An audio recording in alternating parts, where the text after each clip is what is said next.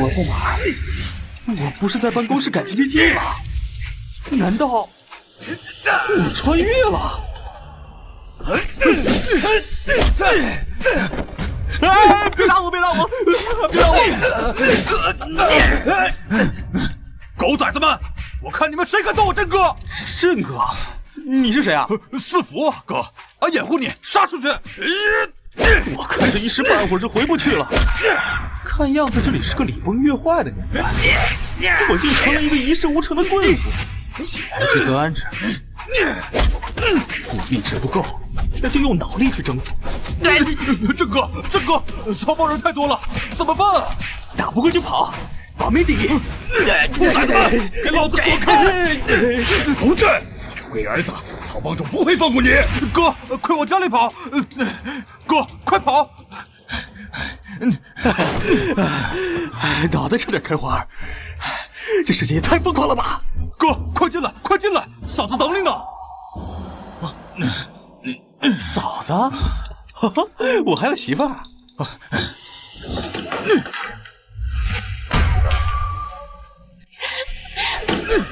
啊！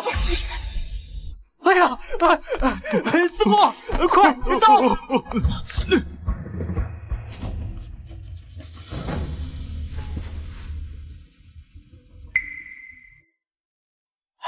还行，还有气儿。这谁啊？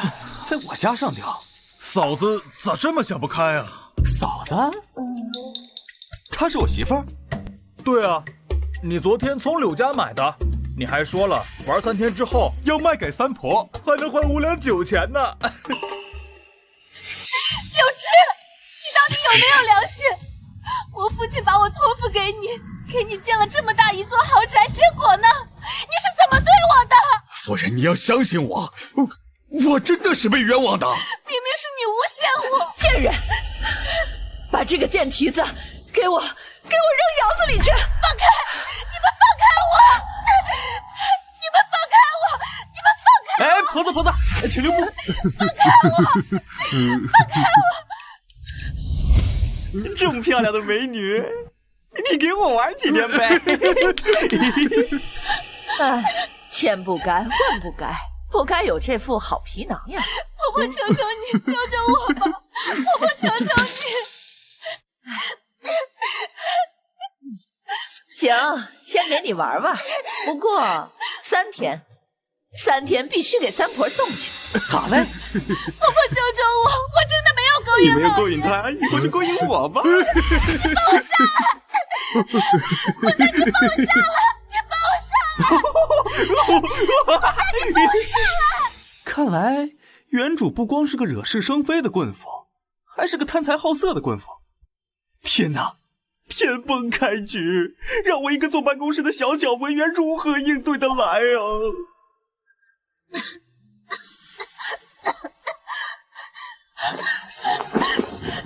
你们不要过来！让我们去死！你别激动，我不碰你，更不会卖你的。哥，那5两酒钱你不要了？要个屁啊！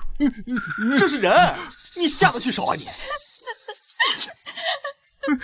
哥，不是你说玩够了卖给三婆换酒钱吗？我那是缓兵之计。哦，我明白了，哥是英雄救美。我咋觉得哥转性了呢？像变了个人。你说的可当真？你先好生休息，我睡外边，等明日咱们再商议下一步。走。莫非他是个好人？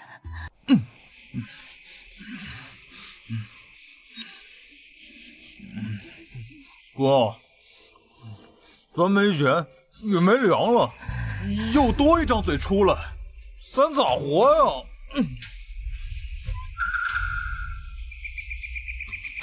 谁害他这样，谁就该付出点抚养费。抚养费？没错，刘老爷色胆包天，柳夫人心狠手辣，我得让这2个人出点血。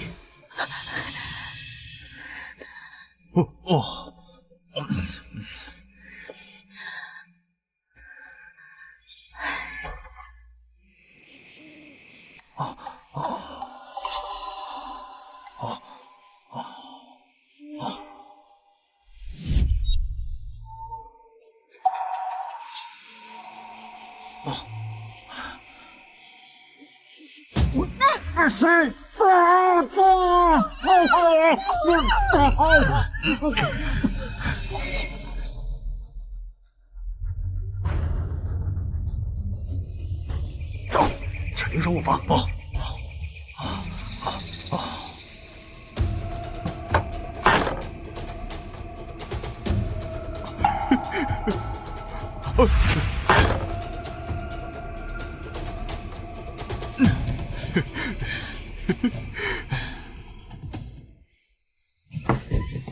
一大早的，他人去哪儿了？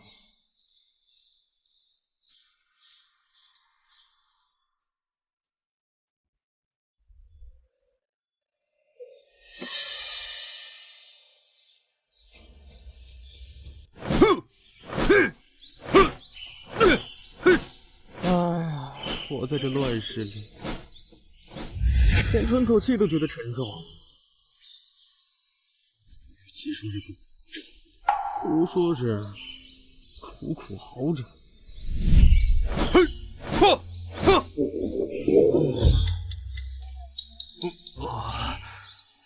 郑哥，饿了。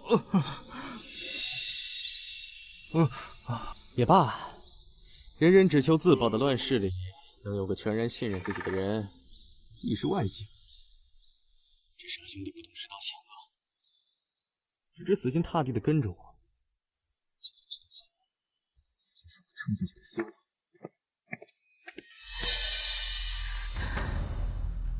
家里没吃的，是早晨。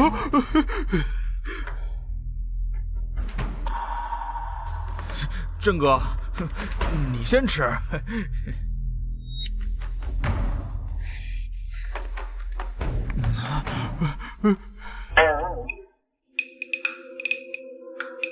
这是什么东西？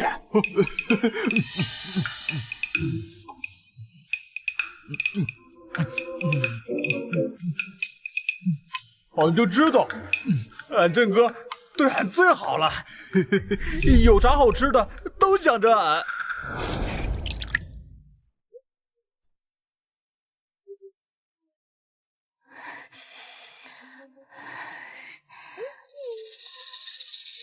难道他在吃独食？可家里什么都没有啊！他竟然用刷锅水冲击，我还误会他。哎呀，真是个吃人的时代！如果能让他们过得好一点，我心里会不会好受一点？你们是谁？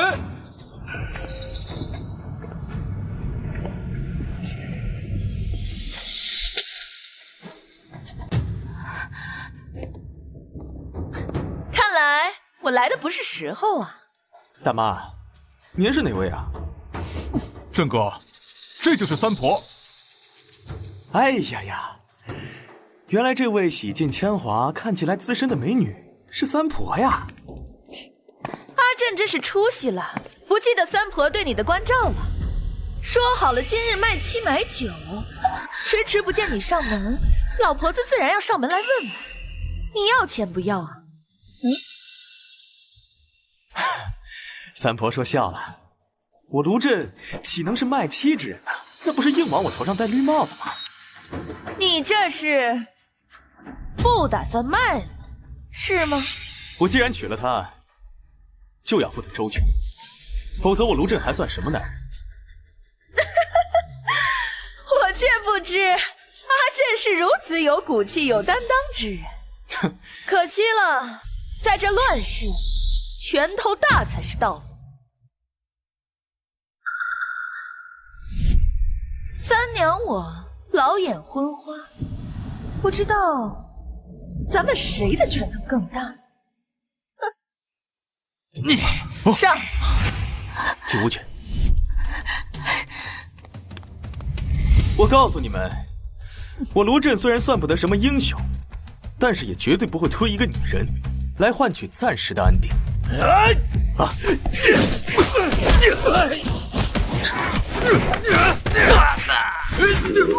这个我好饿。我早就说过，在这乱世，你得认命。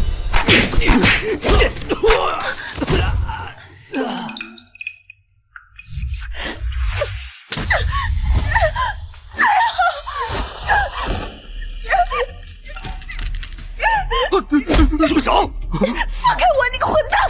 我要是擦破点皮，老娘就扒了你的皮！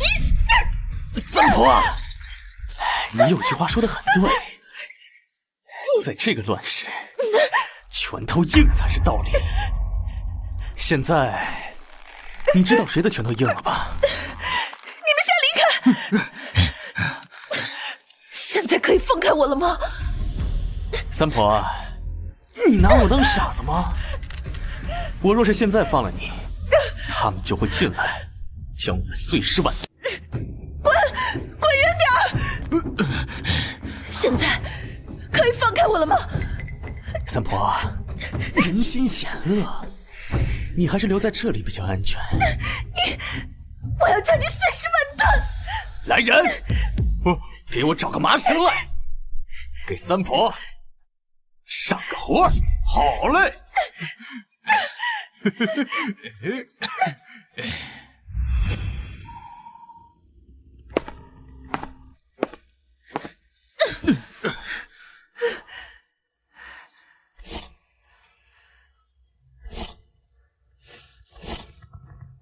我认输，你放我离开，我不再强求你卖妻。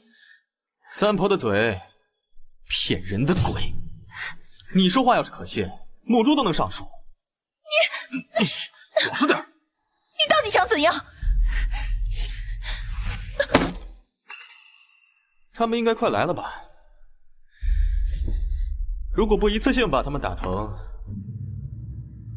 他们将会源源不断地打扰我的生活。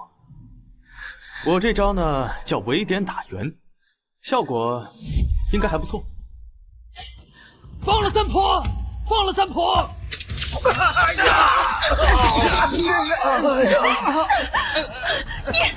你不是阿震，你不是那个无所事事、好吃懒做、混吃等死的阿震。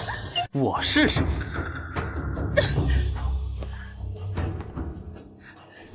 你猜？阿震，看在三娘对你和福兄弟多有照顾的份上，饶了我们吧，行吗？多有照顾，是见死不救的多有照顾，还是见到我和四福被饿死，把我们拒之门外的多有照顾？又或者是上门逼迫卖妻、逼死人命的多有照顾？我就想带着兄弟和女人好好的活着，就这么难吗？走！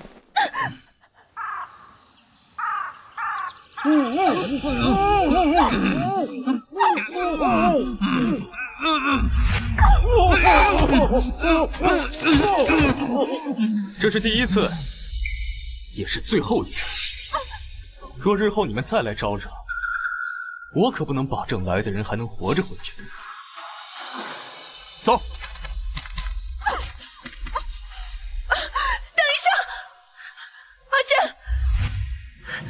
阿震，不，真野，你就这么把我们扔在这里？不管是山上的野兽，还是路过的歹人，都会要了我们的命的。希望真野大发慈悲，救救我们，救救我们！杀人者人恒杀者，理所应当。我知道你有这个本事，可是乱世已至，哪里还有净土？现在哪里还有偏安一隅的地方？真野，没有人喜欢打打杀杀，把脑袋别在裤腰带上生活。原本我们已经发展了110号兄弟，可是上次和曹帮火拼，就只剩下我们10几个人。希望真爷给我们指一条生路。你找我有什么用啊？我又不能帮你们逃离青竹堂。希望你能给我们一条生路。我们这10几号人，愿意追随朕爷，万死不辞，万死不辞，万死不辞！郑哥，你太……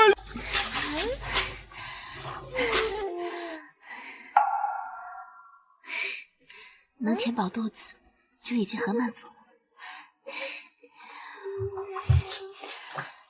他好像跟别的棍夫一点也不一样。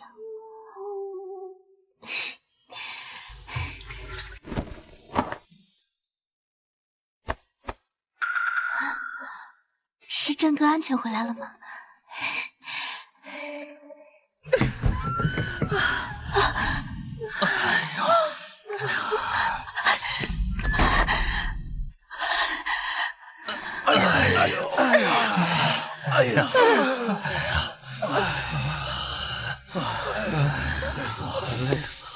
等谁伺候呢？起来！民以食为天，想要活下去，填饱肚子才是最关键的。既然你们投靠了我呢，就要忘掉自己曾经是个棍夫，一切都要靠自己亲手劳作。你们能做到吗？能。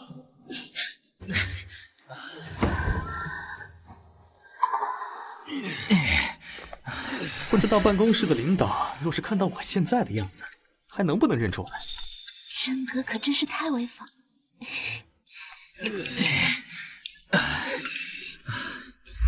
那边。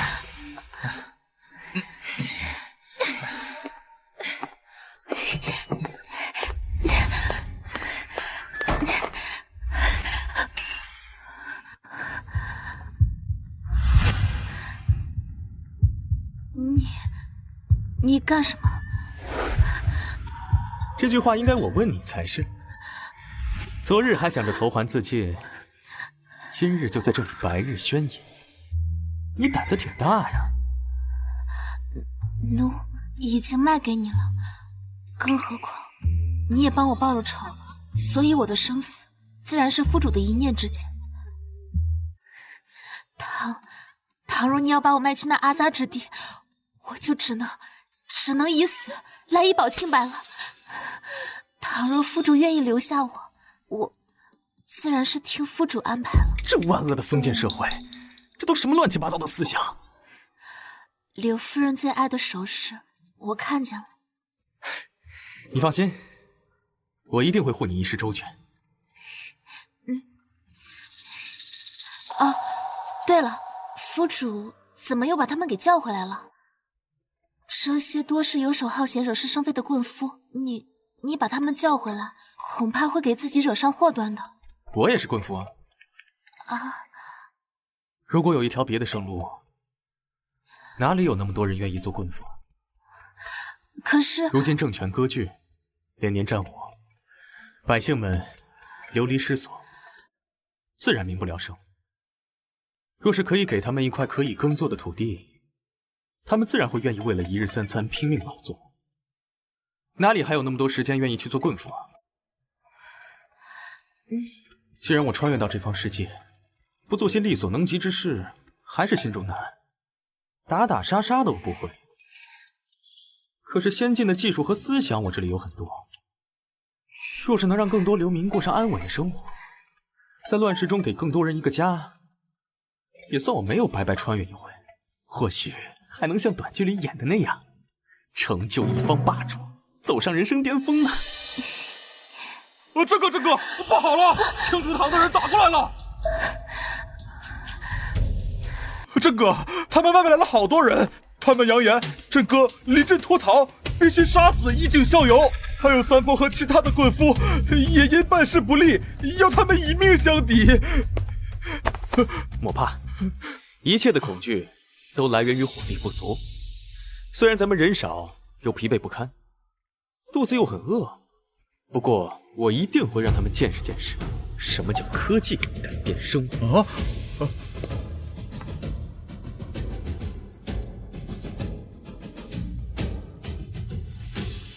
这个呢，是我研制的弩，只要搬动这个扳手，就能发射出弩箭。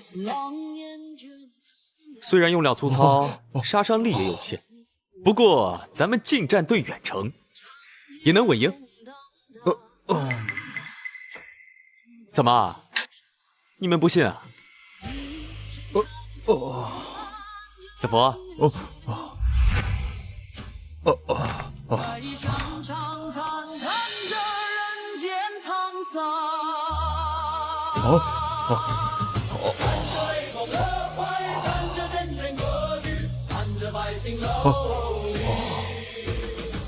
3、2、1。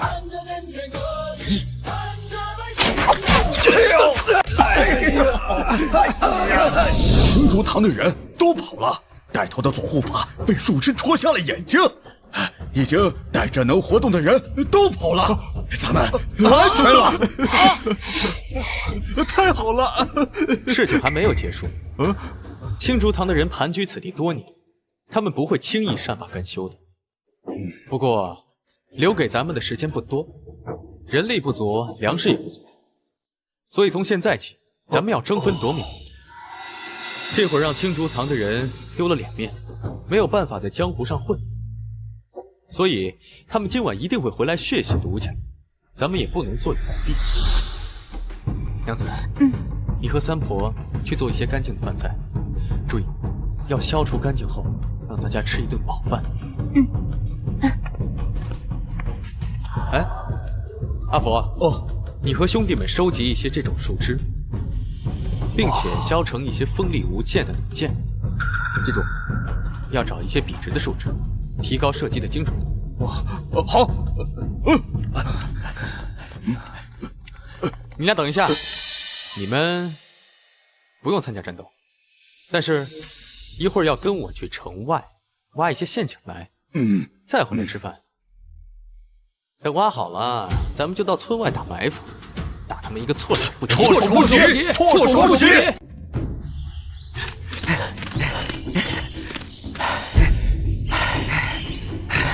我赵某人行走江湖这么多年，从未在一个棍斧手中栽过跟头。三娘那个老不死的贱人，我就知道那个贱人靠不住。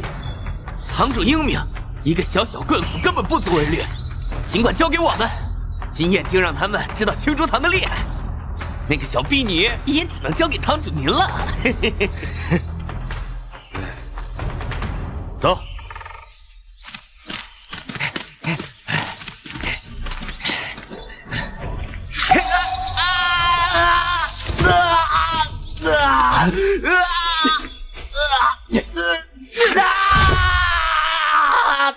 敬酒不吃吃罚酒，今夜我们血洗卢家。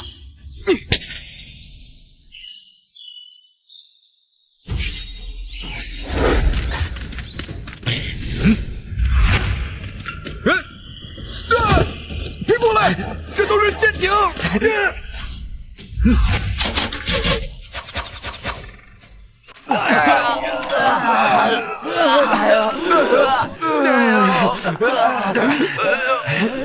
你们几个叛徒！青竹堂留你们容身之所，你们竟赶尽杀绝，如此心狠手辣，就不怕遭报应吗？还有没有天理啊？哟，这就开始给我讲道理了。你们说，在这个乱世之中，从来都是强者为尊吗？弱肉强食，丛林法则。你们是强者的时候，就可以弱肉强食；你们成了失败者，就开始在这儿跟我讨要天理。我可是青竹堂的堂主，敢不放了我，我饶不了你们！在我面前搞阶级压迫这一套，我还是范阳卢氏之后人。在这个乱世当中，生存才是第一。兵农工商都有权利活下去，若这些你都不懂，我也没有必要浪费口舌。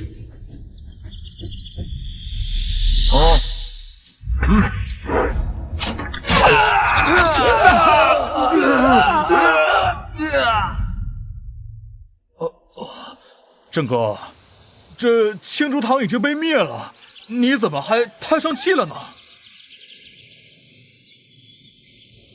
我担心的是这帮兄弟，我带着他们成天过着有上顿没下顿。我想找个地儿，找一个能遮风挡雨、能存下粮食的地方。这想法虽好，可这兵荒马乱……哎，郑哥，青竹堂怎么样？青竹堂？对呀，哥，青竹堂有房有地，还有个大粮仓呢。这爷，万死不辞！我定要在乱世中给更多人一个安稳的家。你们站起来！我让你们站起来！我带你们就活出个人样。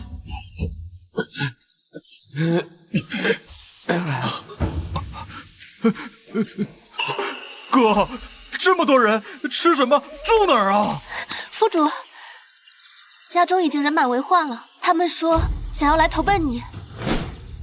走。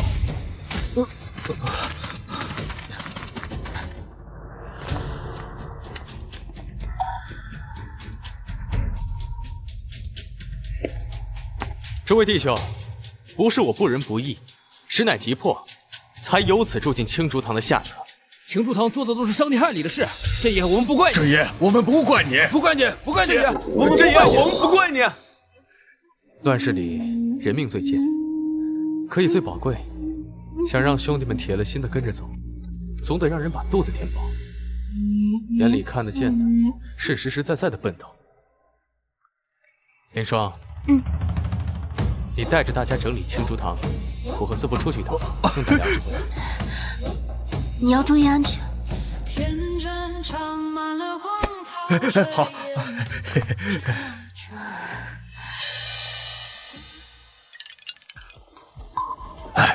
听说了吧？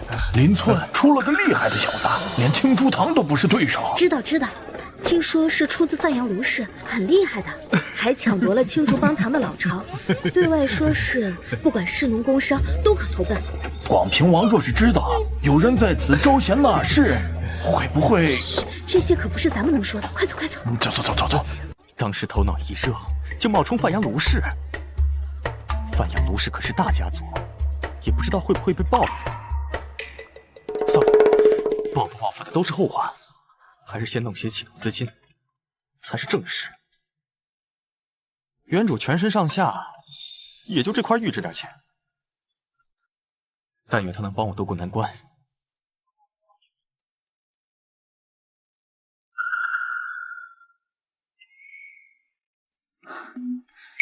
祖传玉佩一块，质地上乘，水光透亮，有此宝贝却来典当。莫非你是传说中那位范阳卢氏之后？我说对了，能当就当，不当我换你。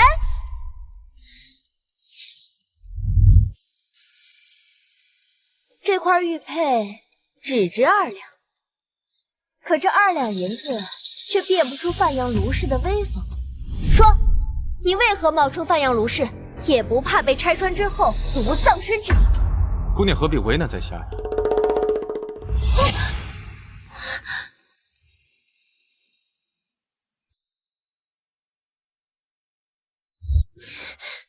就像你女扮男装一样，不过是乱世中的一些手段罢了。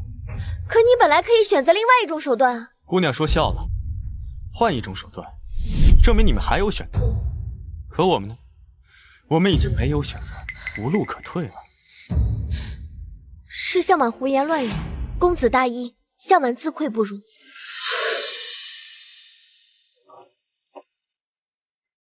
公子请留步。这话本不该是我这个当铺伙计该说的，可是此物一看就绝非等闲人所有的。你若为了些许散碎银两，失了这玉佩背后的机缘，实在得不偿失，还望你三思。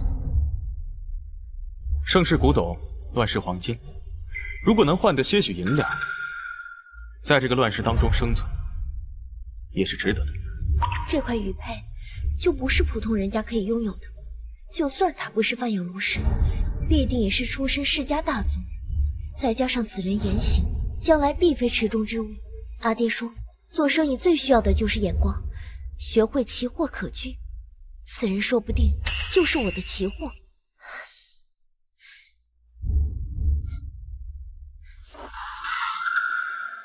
我观你绝非池中之物，将来必有一番作为。这是我全部的了。若你未来闯出一条生路，可否庇护我一二？多谢姑娘，姑娘大恩，卢震铭记在心，日后必定厚报。告辞了。这乱世之中，没想到还有如此心思纯净的美女。听说青竹堂被一个棍夫惨败，回去后就被曹帮给灭了。这些帮派没一个好东西，他们自己打起来，跟咱们又有什么关系啊？怎么没关系啊？曹帮没钱收拾那个棍夫，正挨家挨户的要保护费呢。前面那个临时当铺，就因为不肯给钱，父女俩已经被那曹帮抓去了。还他妈吃的，走了！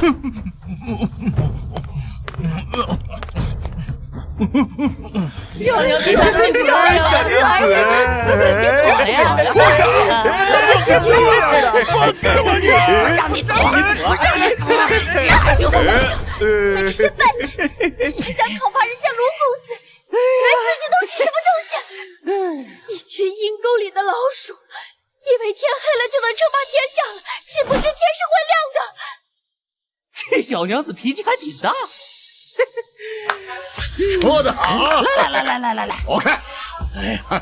哎呀，小美人儿，性子还挺烈啊！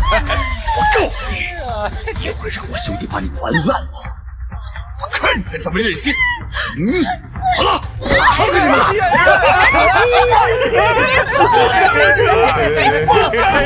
就你叫！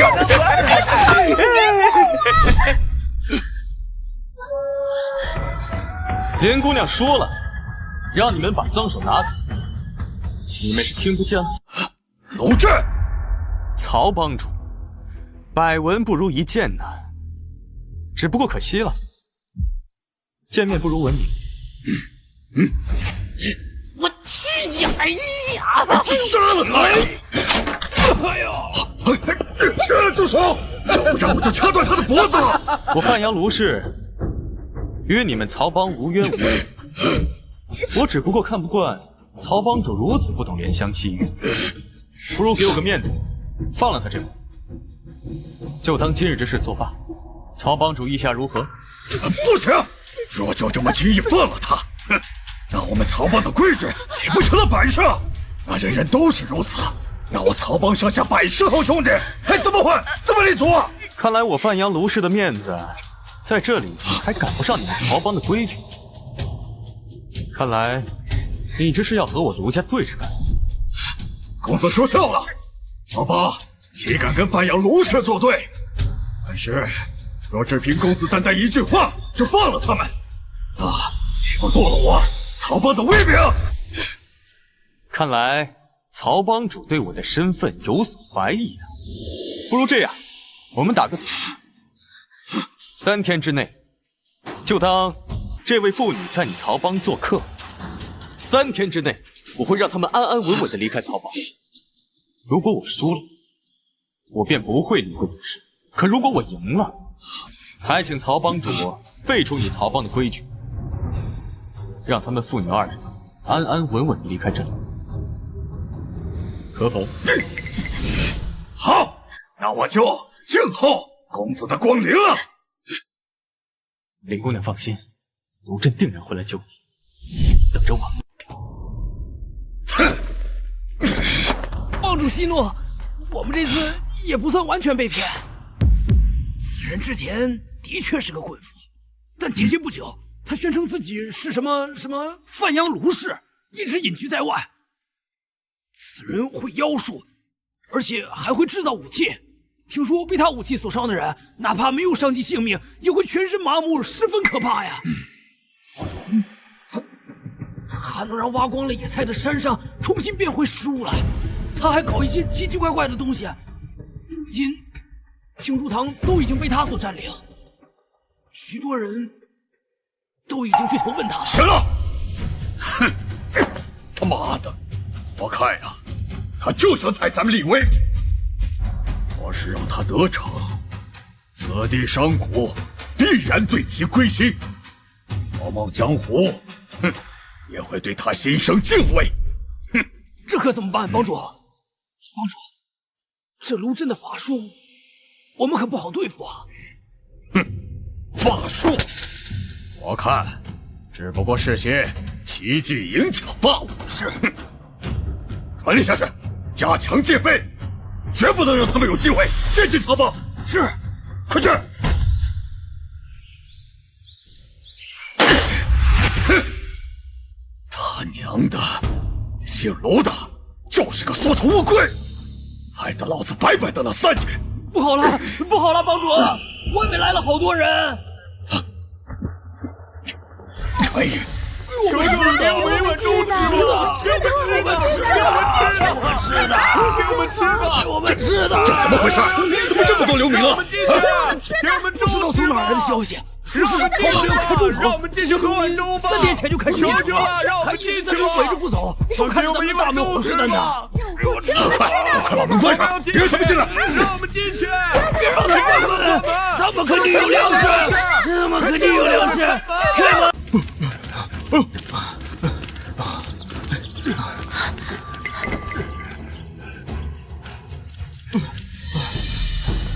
郑哥，你果然料事如神啊！原来流民是你叫来冲击曹帮的，还这么容易就救出了林姑娘。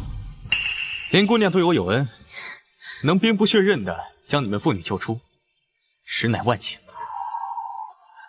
我些许银两，无其他大事，公子却倾尽全力救我妇女性命。林某此生必定倾尽全力回报公子。快快请起。乱世不易，大家都只为活着。不过可以预见，曹帮今后一定会视我卢家宝为眼中钉、肉中刺。不知二位和我回去，也不知是好是坏。公子惹上曹帮，也是因我妇女而始。吉凶祸福，那都是我们的命数。何必执着于命呢？岂不知我命由我不由天。卢公子是准备主动出击，不愧是我认识的卢公子。我这儿确实有个好主意，不过需要二位鼎力相助，不知二位可否？乐意之至。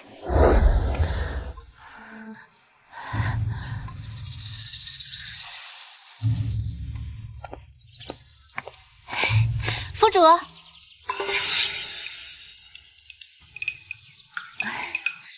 府主回来了。原来这就是府主心心念念的林姑娘，果真貌美如花。是的，没错，这位呢就是我的恩人林姑娘。当初若非是林姑娘出手相救，咱们卢家堡可不会发展的像现在这么如此之好。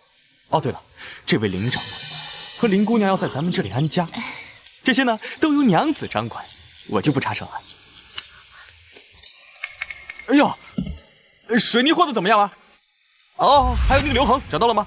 哦，对了，消石那么大一块消石，我找不到了，我得赶紧把它找出来。火药，火药的研制已经刻不容缓了。要知道这个曹帮日后一定会视我们卢家堡当成眼中钉肉中刺的呀。娘子，我那儿还有一个改良水车的方法，我得赶紧去实验了。府主的性子一直都是这般跳脱，还请林姑娘莫怪。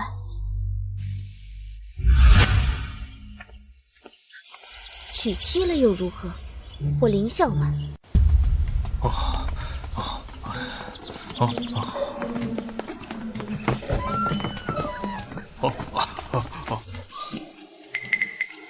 他们刚才没打起来吧？没有啊，为什么要打起来？都那样了还没打起来？没有。郑哥，你该不会喜欢跟女人打架吧？郑哥，你是不是想把林姑娘收了房啊？郑哥，你喜欢林姑娘就留下来吧，嫂子不过是你买的婢妾，她不会介意的。那咋能那样呢？我既然娶了凌霜，就只能认凌霜一人当我的妻子。男人嘛，3妻4妾的不是很正常吗？再说了，2个姐姐都对你一片真心，到时候呀，姐姐嫂子睡外面，林姑娘睡你床边。你个混小子！林霜虽说是出身于奴婢，但她见多识广，若是有机会让她看看外面的世界，且格局广大，日后做个丞相也不足为过。而这个林姑娘呢，出身于商贾，从小就走南闯北，思维敏捷，和许多人不一样，日后当个将帅之才也不为过。嫂子是丞相，林姑娘是将帅，郑哥，你该不会是想当皇上吧？不行，绝对不行！鼠目寸光，你这是冒进！你们说的都有理，不过这件事势在必行。凌霜的顾虑没有错，可现实因素不允许我们在畏手畏脚。我们需要钱，我们需要更多的钱，我们需要最原始的资本积累，否则的话，就只有死路一条。夫主，这钱财固然重要，可是现在粮食更重要啊！我们大家好不容易才吃饱饭，你就要去拿粮食去酿酒，到时候钱债上下，不就又要挨饿了吗？夫主，到时候宅中民心不稳，一切就都来不及了。粮食固然重要，可是寻些野菜同样可以饱腹，酿酒则不同。此事一旦成功，卢家寨就等于有了固定的收入，公子的宏图大业也就有了保障。你这是空中楼阁，你那是鼠目寸光。那如果酿酒不需要粮食呢？是不是两全其美啊？果然，吃货的运气都不会差。不过看他俩这架势，我好不容易酿出来的私人藏品，怕是保不住了。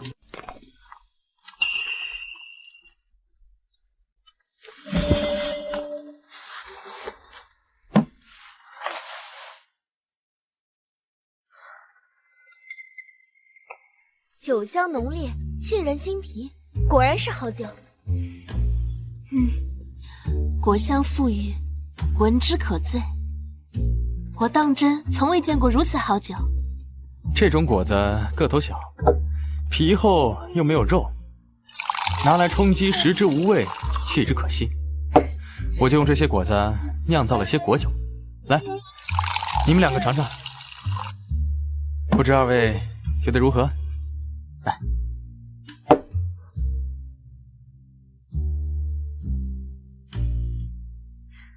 好特别的味道，比曹帮贩卖的烈酒不知好喝多少倍。这绝对是京都那些世家贵族们从未见过的东西。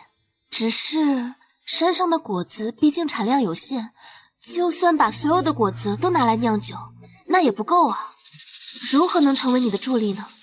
你这话可就说错了。常言道，物以稀为贵。这酒若是落在流民手中，自然是一文不值，连解馋都不行的东西，可如果落在普通人手中，最多也就10几文一斗，解馋的廉价品。但是若是经过包装，落在那些世家贵族手中，再言明此物酿造不易，世间少有，此物可价值千金。果然不愧是商家出身，林姑娘真是无人能及呀。这日后若是当了卢家寨的商业主管，这贸易真是稳稳拿捏呀。等日后咱们卢家寨粮食丰收了，咱们再用粮食酿酒，大家解决了温饱问题，再用粮食酿酒，到时候咱们这个酒就叫至尊情怀酒，让那些有钱人也成为咱们的钱袋子。干杯！干杯！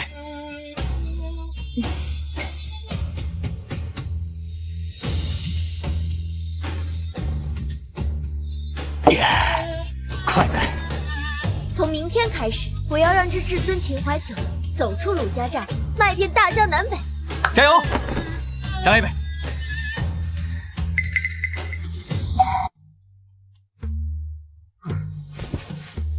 来一壶至尊秦淮。好嘞。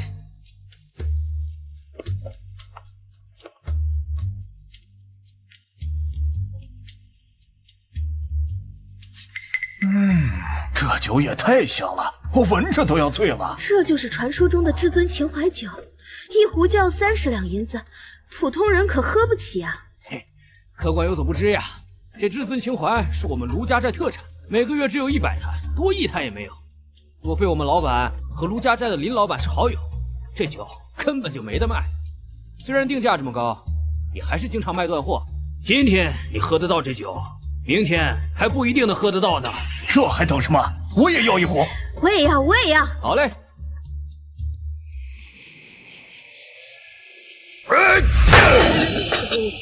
棒子息怒！卢家寨，好样的！你就踩着我曹帮立威不算，还来断我财路，得罪了我曹帮，必须得死！这至尊秦淮已经抢占了大部分世家生意，我们的酒只能卖给普通人了呀。去，联系谢先生，我说我同意了广平王的提议，请他来我曹帮暂住，共商大事。去，快去呀！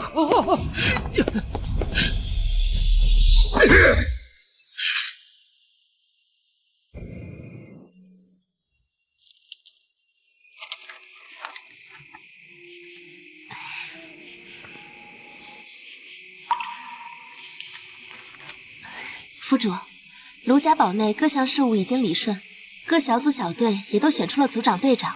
按照你的要求，他们都已经各司其职了。只需要待会儿再去粮仓看一下就可以了。府主，府主，你这是怎么了？屈原离。啊？屈原离是什么？屈原离呢，是我国农业史上最伟大的发明之一。有了它，可以提高我国农业的生产力。咱们的温饱问题解决了，在这个乱世里，也算是站住脚了。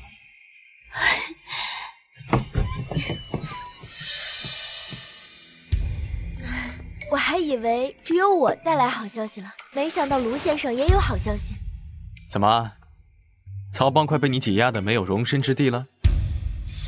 他的酒本来就劣质，咱们的至尊秦淮一出，自然是所向披靡。酒卖的好固然好，恐怕呀，咱们的麻烦也快要找上门来喽。你的意思是？郑哥，郑哥出。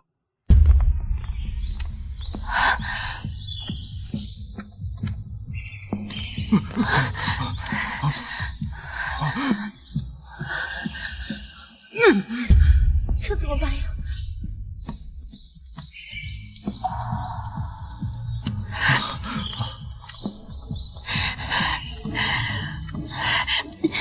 都是我的错。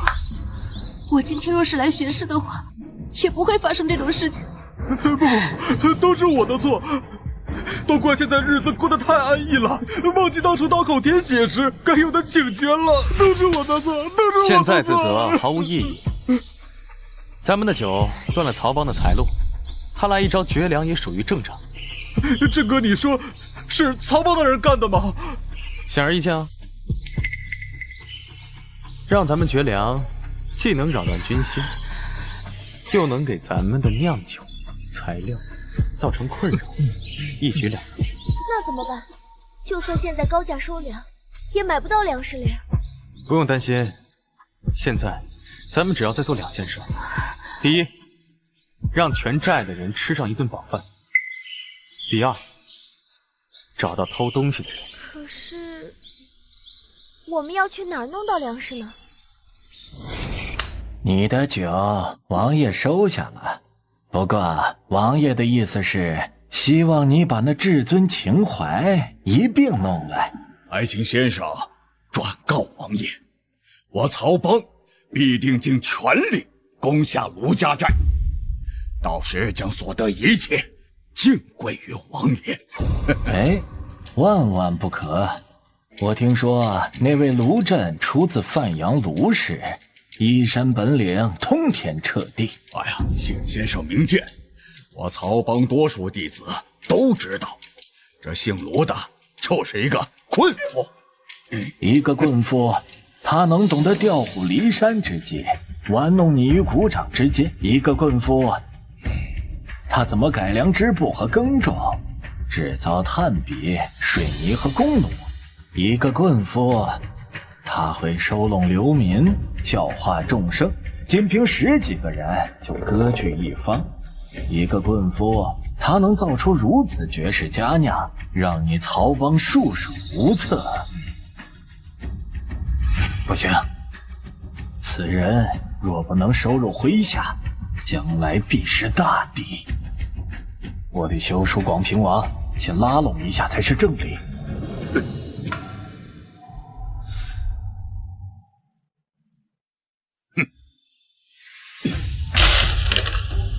忘手的老东西！帮主，去，把从卢家寨抢来的粮食都送去厨房。我看陆震绝粮之计一出，定将这卢家寨走投无路。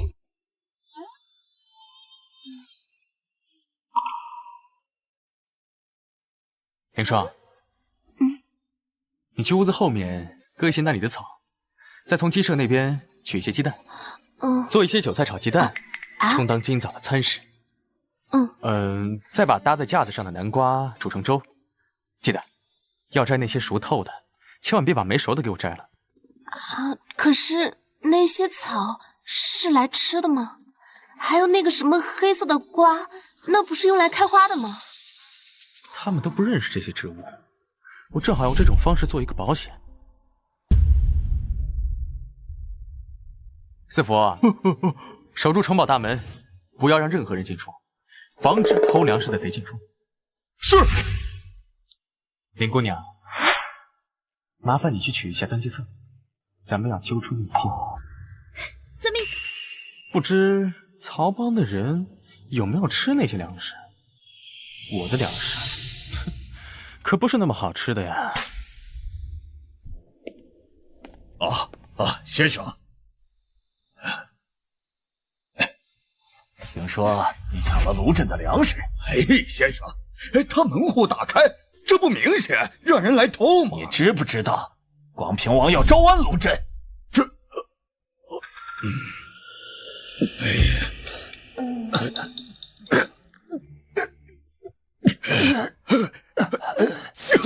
你这混蛋呀！你到底给老夫吃了什么？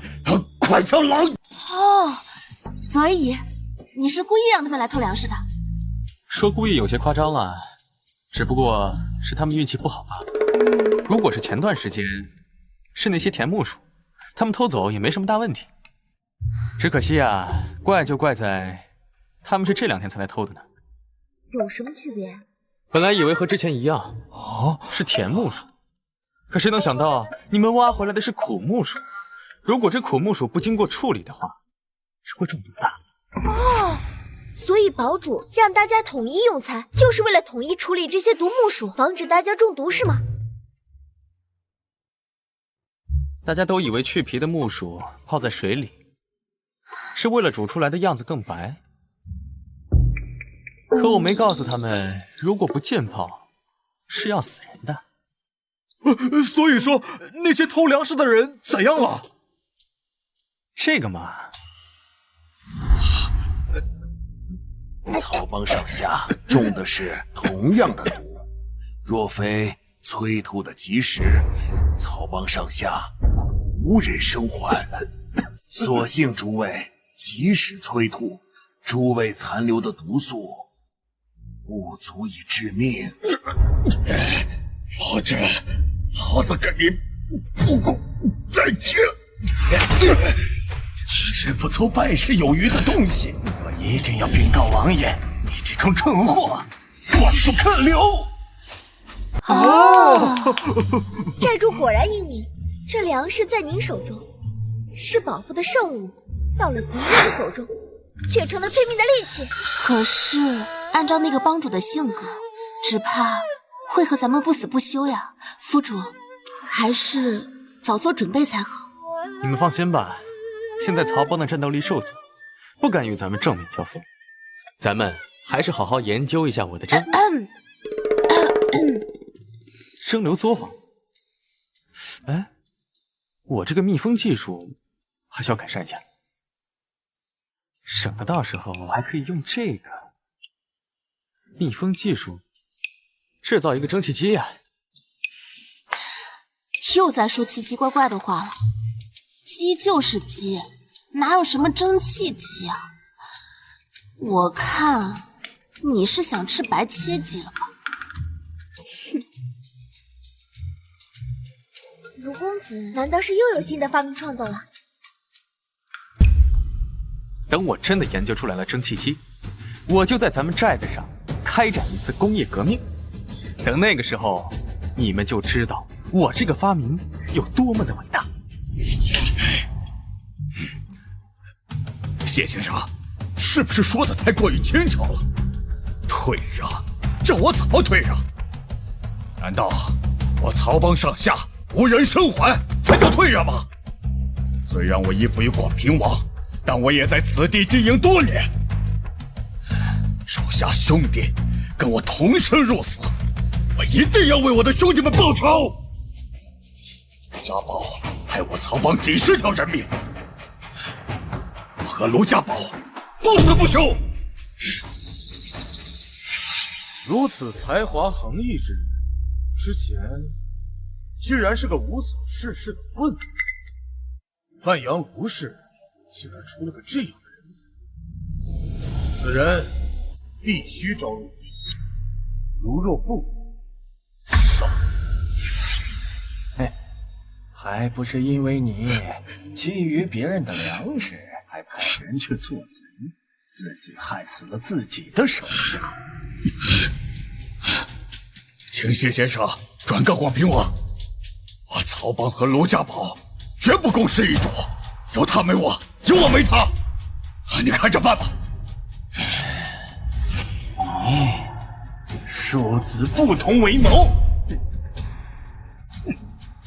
来人，传令下去，曹帮从即日起和卢家宝势不两立。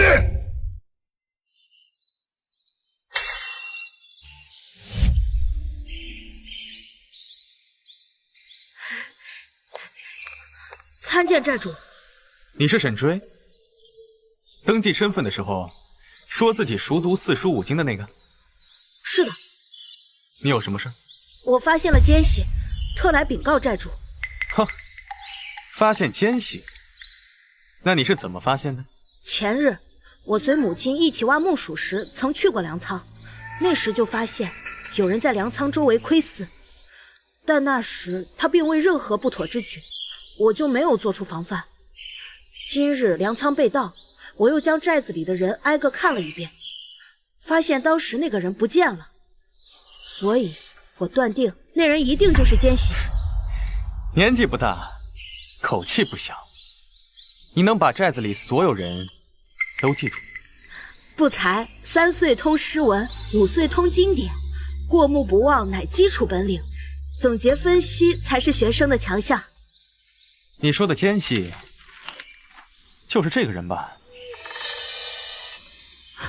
就是这个人，你怎么知道？怎么会比我还快？8岁的孩子操80岁的心，你都能发现奸细了，我这个当寨主的若是没发现，岂不是白当？寨主这么厉害，是不是已经知道敌人是谁了？是不是已经想好接下来的应对之策了？告诉我好不好？你不是号称小天才吗？如果你是我，你该会怎么做？反间计。沈追，你确定要当一个战士，守卫卢家堡？当然，不只是我，我们所有被寨主收留的孩子都愿意为了卢家寨拼尽一切。可你们都还是孩子，孩子就应该在宽敞明亮的教室里保护起来，学习知识，为日后来打下基础。不，我们生于乱世，就注定毫无选择，只能变得强大，才能生存下来。现在有寨主为我们遮风挡雨，可若是寨主不在呢？若是大人们都不在呢？我们必须靠自己。所以，童子军请命出战。好，从今日起，你组织寨中所有的孩子，成立童子军，在你们力所能及的范围之内，保护卢家寨。记住，你们不是战斗训练，而是寨子的未来。你们要利用你们儿童的优势，趁其不备，收集情报。你们能做到吗？保证完成。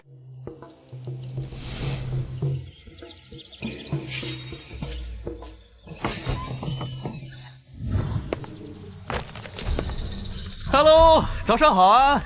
古代人生活习惯就是好啊，还在晨跑。吓死我了！井里下毒没被他发现吗？他怎么没事？难道他没吃早饭？所以这帮奸细的目的是见识。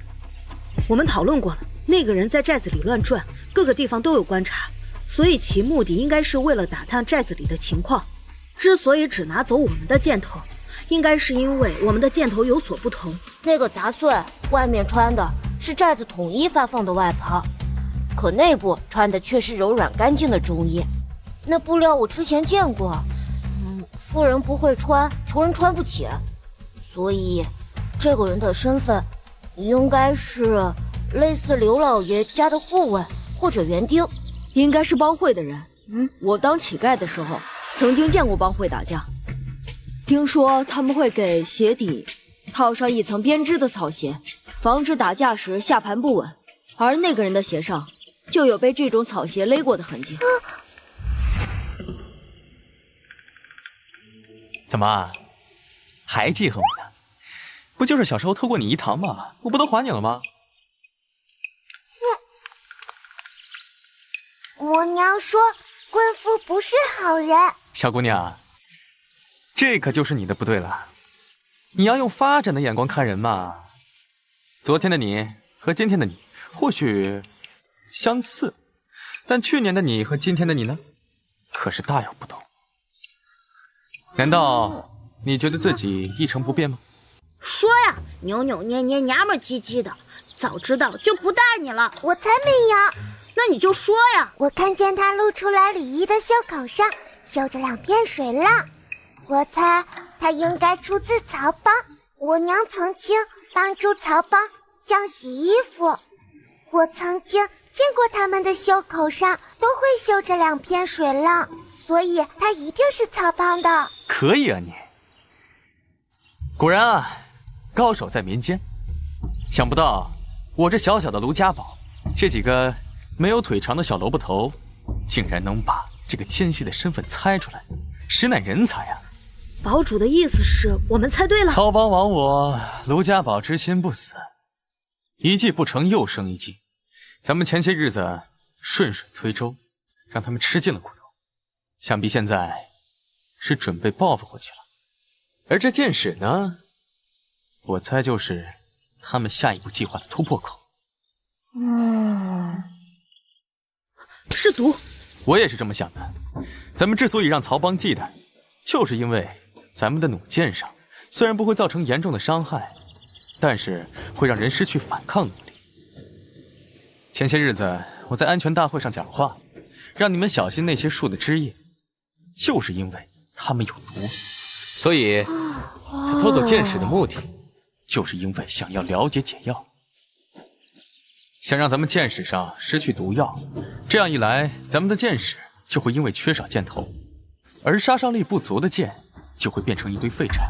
那怎么办？要不然咱们现在换一种树做箭矢，那就更没有杀伤力了。要不咱们把寨门关起来，他们就算再厉害，也没办法打破水泥做的围墙。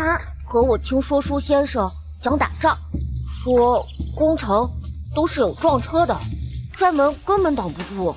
要不我们换一种毒？要不怎么说流氓不可怕，就怕流氓有文化。你们看看，心最脏的就是读书人。可是堡主，你不是也是读书人？你们4个明天一块去上课。我们寨子里可以出各种特长的天才，就是不能出没有文化的废物。听到了吗？那曹帮的事怎么办？你还真以为咱们卢家堡只有你们几个小萝卜保护了？你们放心吧。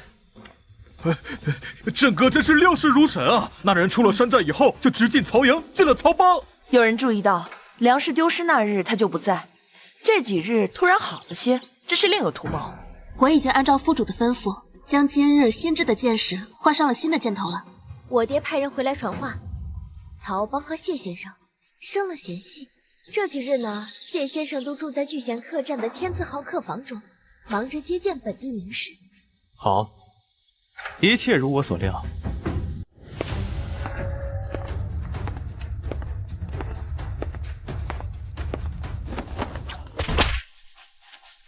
兄弟们，扬眉吐气的时刻到了！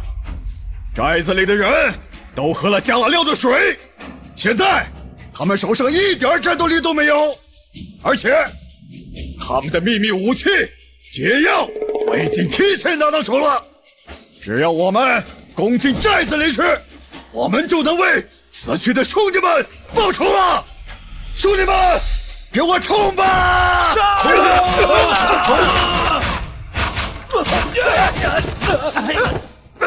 跟我说，这到底怎么回事？你是否被那棍斧给收买了？两头拿好处，出卖兄弟啊！说！大哥，我生是曹帮的人，死是曹帮的鬼，绝对不会有半点叛逆之心啊！一定是你背叛了我，要不我这么严密的计划怎么就被破坏掉了啊？你看我打死你！怎么就不可能了？你的计划漏洞百出，再加上一个蒋干盗书，你必输无疑。妖怪，你一定是妖怪！我只想带着我的人，在这乱世当中苟活。你不来招惹我，我也绝对不会招惹你的。曹帮主，你平心而论，我从来没有得罪过你，可你却3番5次的欺上门来。我刘震虽然不才，但也是范阳卢氏。我不去争那个天下，不代表我不能争。若日后你们还敢再找上门，你们面对的就不是全身麻痹，而是见血风云。好，那我今天就杀了你！卢家堡的一切就都是我的了！帮主！若日后你们执意来犯，我们也不会一辈子守在寨子里。所以请你记住，我们卢家堡的口号是：朋友来了有好酒，敌人来了有月枪。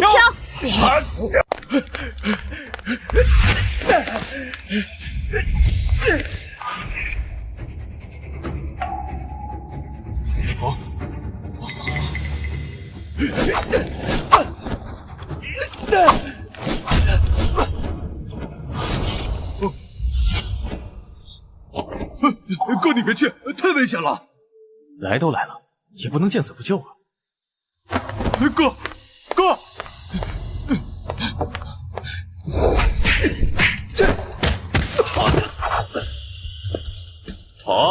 怎么不跑了？不是要找王爷血债血偿吗？这是怎么了？放狠话的本事呢？欺世盗名的外世子，真是一群茹毛饮血的混蛋！自己是什么广平王？这世道正是因为有你们才会这么乱。今日我严学清纵然身死，但是也有无数有识之士识破了我的真面目，我一定会不得好死！小少爷，乱世生存这么多年，没想到你还是如此的天真呢。严家出过帝师又怎么样？有100年底蕴又怎么样？轻腿不过唇齿之间，王爷才是乱世称王称霸的枭雄，而你注定该死。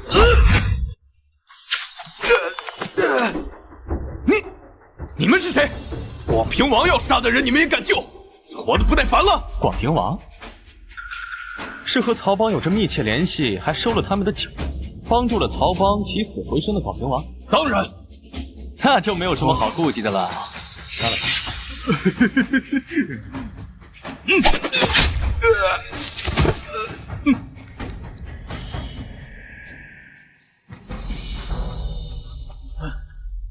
不怕招惹上广平王吗？俺们寨子刚刚打败曹帮主，你说算不算招惹上广平王？是卢家堡的人。怎么？你听说过卢家堡？早就听闻卢家堡不畏强权。薛青，特来投奔。我告诉你啊，我们卢家堡可不养闲人。你肩不能扛，手不能提，四体不勤，五谷不分。我们卢家堡要你何用？薛青虽然手无缚鸡之力，但是也算饱读诗书。如果有能用到之处，必然义不容辞。我们卢家堡可没有势能攻商者，即便你是一个望族，到了这儿也只是一个普通人。你要听从领导的安排，接受思想汇报，你还愿意来吗？自然。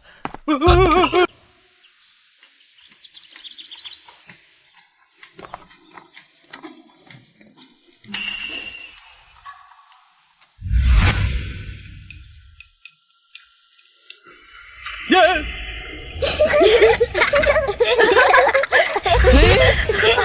老虎不发威，你拿我当 Hello Kitty 啊？林阳，我就知道你小子不老实，你看我怎么收拾你！哎，堡主，孩子顽皮，还请您宽裕啊。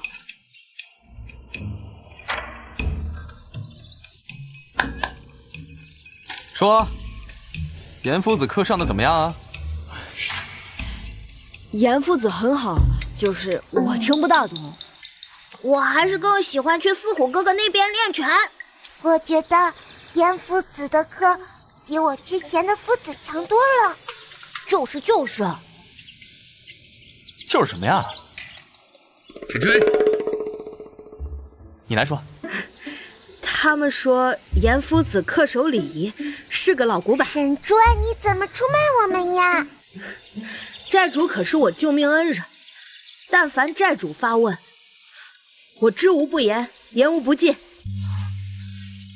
严夫子大才，就是书生气重了些，不过教你们几个小屁孩还是绰绰有余的。可是他太古板了，这都乱世了，还守着那些规矩礼仪，根本不懂变通。你们要学会求同存异，你们要允许这个世界上有不同，却又各自精彩的人生。你们要学会找到你们各自身上的相同之处，这样才能处成朋友。需要找到不同之处，这样才能有所成长。这样就是求同存异。堡主大才呀，请佩服之至。郑哥，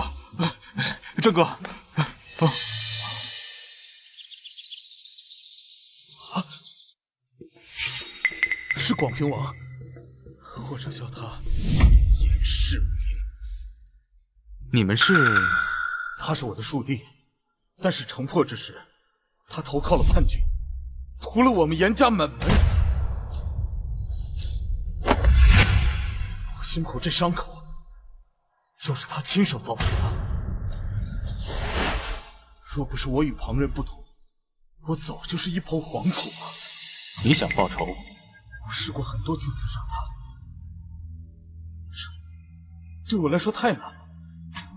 我只能提醒堡主，此人阴险狡诈，莫要与他结交。都说读书人清高，怎么告起小状也这么轻快啊？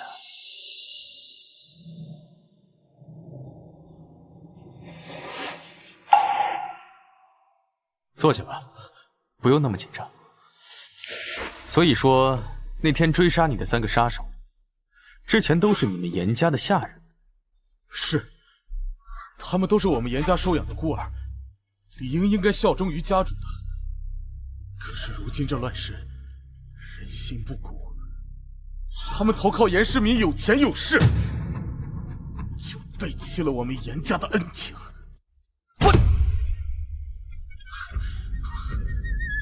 是我失礼，请堡主责罚。这里是卢家堡，老子说这里是自由的，这里可以有因为仇恨而不顾礼仪的学者，也有因为悲伤而泪流满面的幸存者，还可以有因为报血海深仇，从书斋走出拿起刀剑的战士。你想做哪一个？堡主，真的都可以选吗？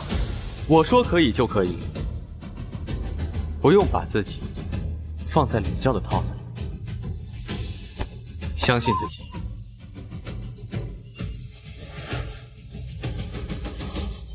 狼烟卷残阳，空枪赴寒霜。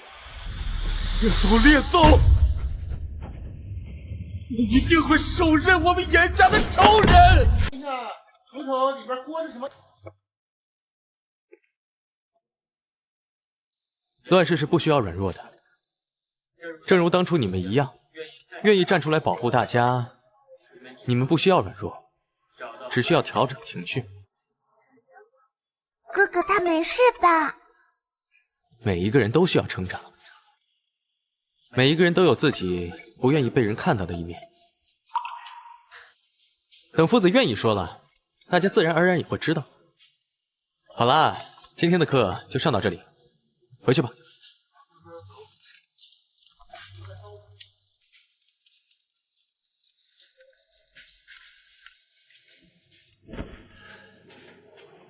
这个，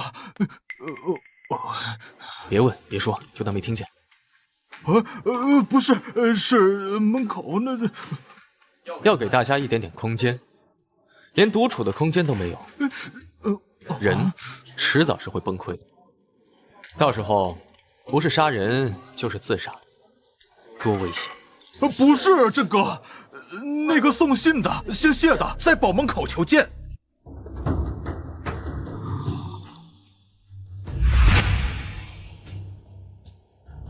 卢堡主，我们王爷的提议，您觉得如何？我说过了，我对你们广平王和广平王那些理想没有任何兴趣，请麻烦你们和你们的手下圆润地离开卢家堡势力范围之内。堡主可要想清楚了，我家王爷兵强马壮，不愿意阁下兵戎相见，所以才派我前来共商大事。王爷所图不过是虚名罢了，难道堡主也不能认同吗？赐福，送客。哎，你干嘛？我乃清河谢氏。哎呀，你这犹如斯文，犹如斯文呐！我说了，我的时间很宝贵的，没空听你在这里装腔作势。卢真，你就不怕广平王兵临城下吗？你这点兵力在广平王面前就是一群土鸡瓦狗，只要广平王一声令下，便可踏平你卢家堡。我再说最后一次，我对称霸天下没有兴趣，你们爱找谁找谁，别再来招惹我了，吵我。卢真，你就是一个无脑的棍夫，你会后悔的，你一定会后悔的。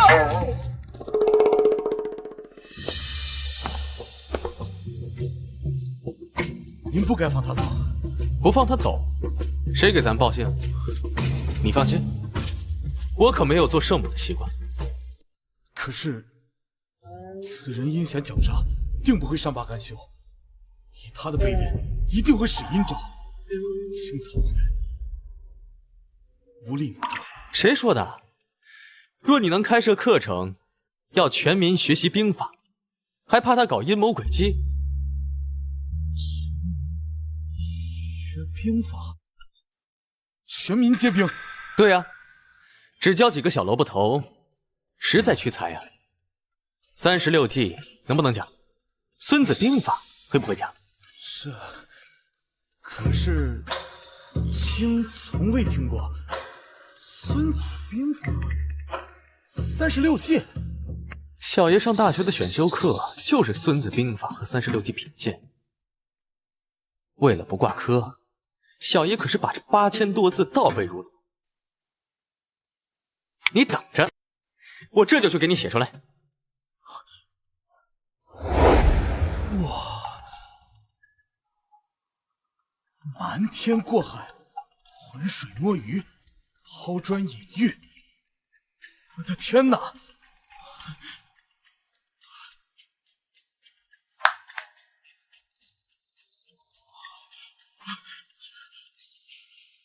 天佑卢家宝，天佑卢家宝，天佑卢家宝啊！堡主，您可真是将星转世。如果要是真的有人能终止这战乱，一定就是你了。你先别激动，这也不是我写，我只是会背而已。日后这传道授业的工作，你可得给我传达下去，这任务也就交给你了。你可得给我好好。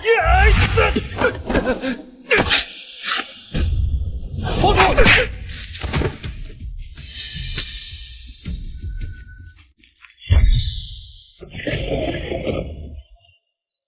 赵熙已经丢了多年，仅凭一块玉佩就认定是赵熙的后人，这是不是太草率了？当年赵熙失踪，族老们顾念大局，不让我去寻找。如今有了赵熙后人的消息，你们又来说草率。到底是我草率，还是族老们希望我范阳卢氏敌之以来，就此灭绝？你这话说的就难听了。你先天体弱，子嗣艰难，赵熙又自幼丢失，你从旁支过继孩子，继承家业，这才是维续范阳卢氏血脉正途。别以为我什么都不知道，你们勾结了广平王，对吗？我们有什么错？行掌天下权，我范阳卢氏为何不能争上一争？这就是你们派人刺杀卢真的理由吗？你们既巴结了广平王，又断了我嫡支的香火，真是谋略，好长事，好有心呐！族长莫要胡言乱语。苍天有眼啊！若不是你们派的刺客刺杀失误，担心问责，将那孩子的玉佩捡回来交差，我还不知赵熙之子已经如此优秀。我范阳卢氏有后了，我范阳卢氏有后了。你这话说的，好像我们就不是范阳卢氏一样。从今晚开始，什么意思？列祖列宗在上，不孝子孙卢兆陵，依照祖训，将背祖忘宗之辈尽数诛杀。王爷，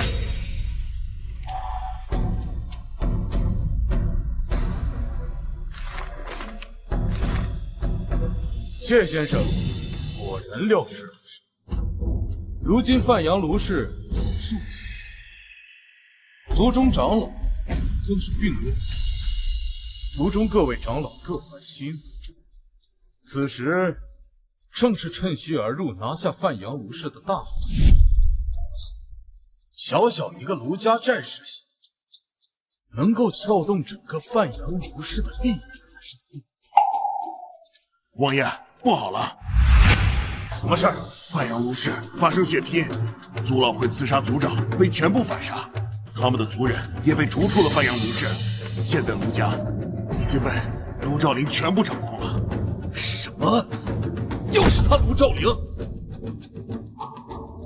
退下吧。是。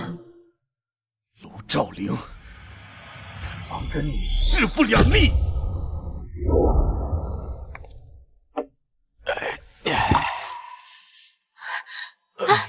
府主，你醒了。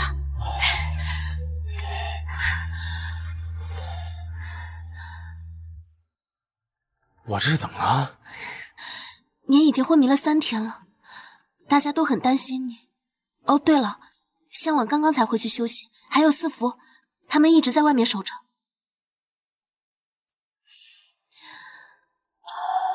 还好我有先见之明，要不然老子的小命就没了。哦，对了，有一个人，他想要见你，已经在外面等了1天1夜了。谁啊？他说，他叫范阳卢氏。难道是我此前冒充范阳卢氏的事情暴露了？该不会是来找麻烦的？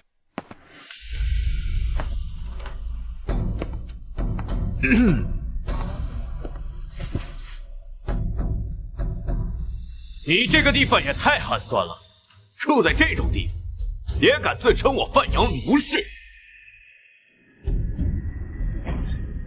站没站相，坐没坐相，一点大家风范。我范阳卢氏何时出你等逆子？说，冒充我范阳卢氏究竟意欲何为？你有病啊！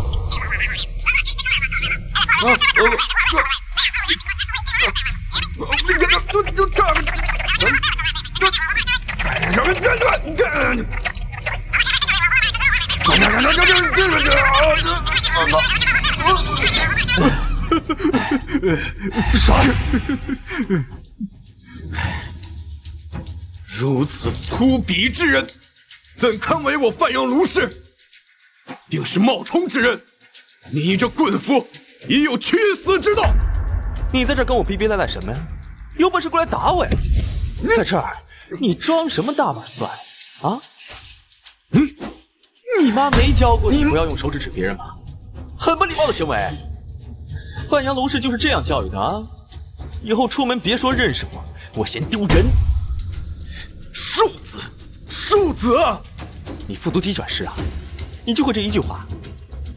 庶子，我范阳卢氏绝不同意你说我犯足此忌。若再敢冒充我范阳卢氏，我必除之！好大的口气！好大的口气！我范阳卢氏何时轮到你一个旁支小吏做主了？你就是阿震吗？我去，什么情况？不是乱世求生剧本吗？怎么跑来一个和原身长得这么像的人？是真假少爷剧本？像，太像了。果然不出我所料，你一定是赵熙的儿子。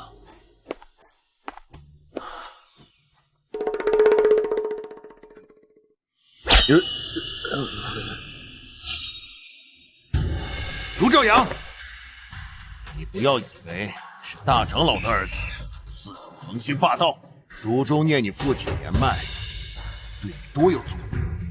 想不到父子竟然刺杀少主，敢直接上门羞辱，是觉得我范阳卢氏的刀不快吗？我是谁？我在哪儿？他刚才在说什么啊？你少血口喷人！不要以为你是族长我就怕你。我爹深谋远虑，族老们不会容忍你胡作非为的。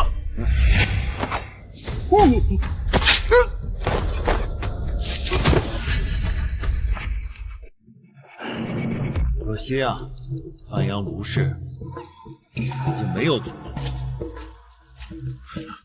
阿震，不要害怕，我是你大伯，范阳卢氏的族长卢兆云。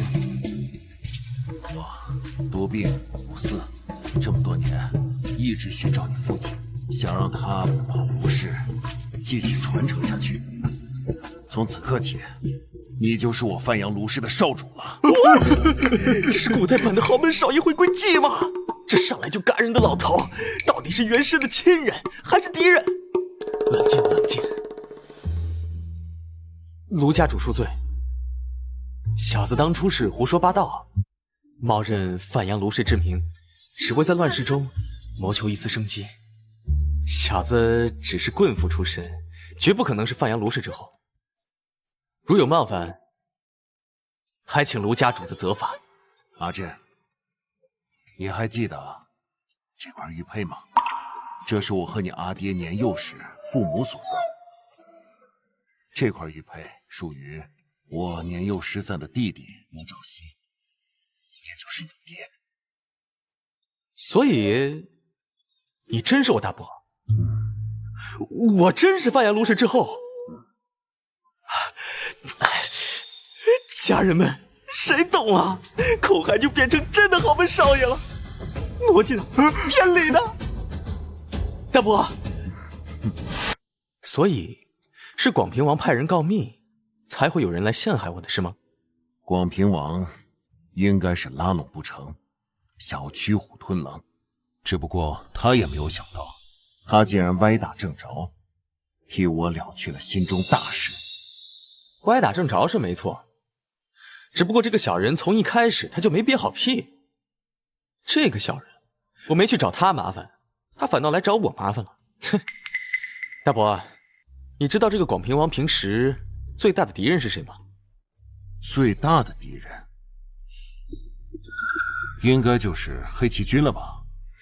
一直看不起庶子扶正的广平王严世明，双方交火不断。广平王诡计多端，黑旗军很难占便宜。攻击不够，那咱们就装备来凑。是时候展现真正的技术了。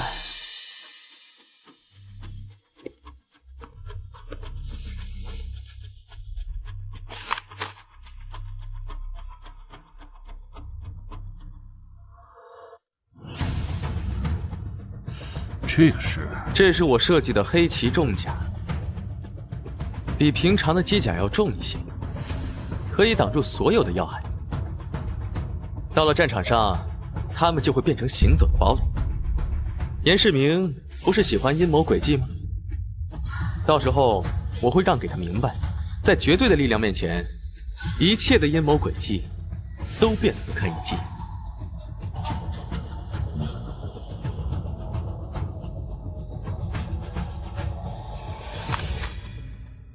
大伯，你可有渠道把这些信送到黑旗将军手中啊？好，我来安排。范阳卢氏，如今究竟如何？王爷，您不能再大喜大悲了。说，范阳卢氏已被卢兆林完全掌握，而且叶便承认卢震是卢兆熙的儿子，也就是卢家嫡支一脉唯一的后人。卢兆林，王爷何必动怒？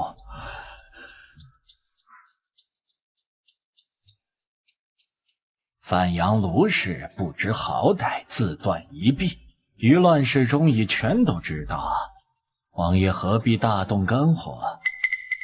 谢先生，计策。卢震此人与曹邦多次冲突，早已不共戴天。如今曹邦已收为己用，此时不用，更待何时？谢先生，此事就交由你全处理好了。王爷不好了，黑旗军突袭边境，郑将军已经战死沙场了。你说什么？黑旗军不知从哪整了一批刀枪不入的铁甲，郑将军已经抵挡不住了。黑旗军已经连夺数场，马上就要到这里了。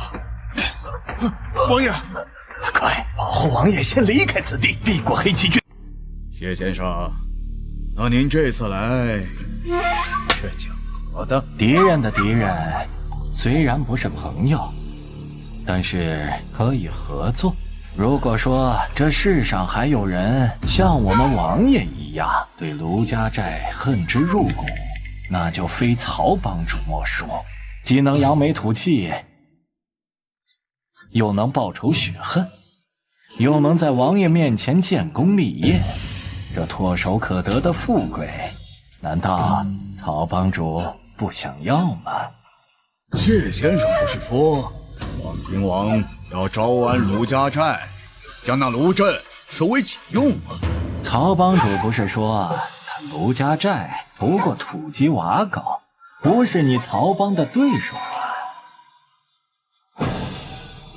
曹帮主有何打算呢？曹某当然是想请银王调集人马，踏平卢家寨。王爷在对付黑旗军，哪有空管他这卢家寨呀？那这该怎么办呀？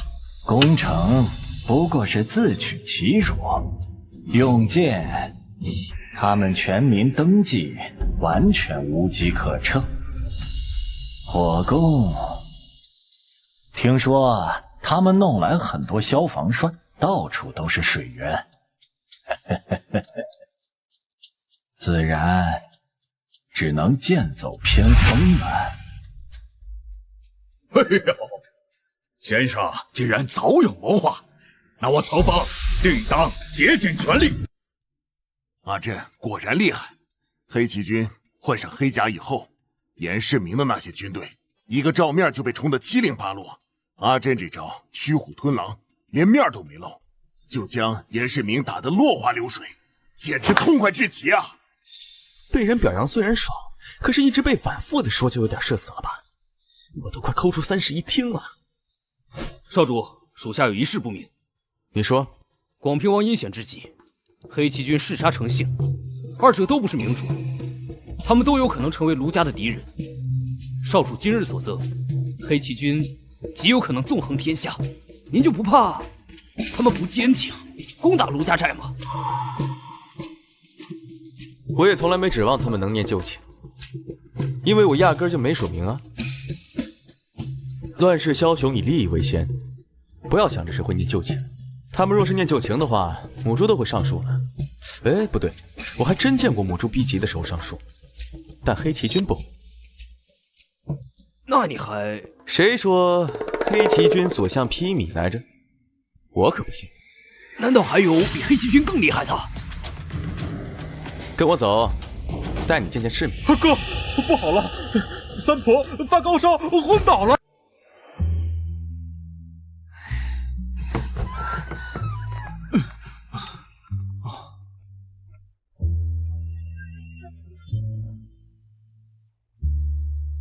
他们脸怎么回事啊？怎么满脸病容的？可能是昨天有些着凉了，所以今天大家都有些不太舒服。只有三婆发热吗？大家基本上是伴随着上吐下泻，只有三婆发起了高烧。哦，不过也不太严重，只不过是刚刚有些抽搐，然后晕过去了。府主，我是实在不知该怎么办才好，所以才请您过来定夺的。别气阿震，是瘟疫。留得青山在，不愁没柴烧。快将染病人烧了，若是传染开来，必定是灭顶之灾。大伯，他们能活？阿震，此地不宜久留啊！若是你也出了事，他们能活下几人？都是我思虑不周。府主，你还是快些带人离开此处，免得惹上瘟疫了。从症状来看，他们有可能是肠道疾病，不可能是空气传染。只要找到问题的根本所在，问题就不大。他们近期都吃过什么东西？就是食堂的大锅饭。府主您吩咐过，所有找到的食材都要上交，经过统一筛选，分辨哪些是可以吃，哪些是可以药用的，才可以食用。三婆也是？是。四佛，你去一趟酒精坊，要他们把蒸馏出来的酒精全都给我拿出来。咱们要给这里进行一次全方位的消杀，排查一下污染源在哪。酒精是什么？酒还能成精？大伯，我这边确实有事情要忙，实在是招待不周，还请大伯回去先好生休息。疫情刻不容缓啊！阿震，你快跟我走吧，疫病可怕，一不小心是会死人的。大伯，堡中上上下下都是来投奔我卢震的，我不可能就因为一件小事就弃下他们于不顾，更何况是一件小事。不过对我来说不会很棘手，还请大伯先回去好生休息，我很快就会回来的。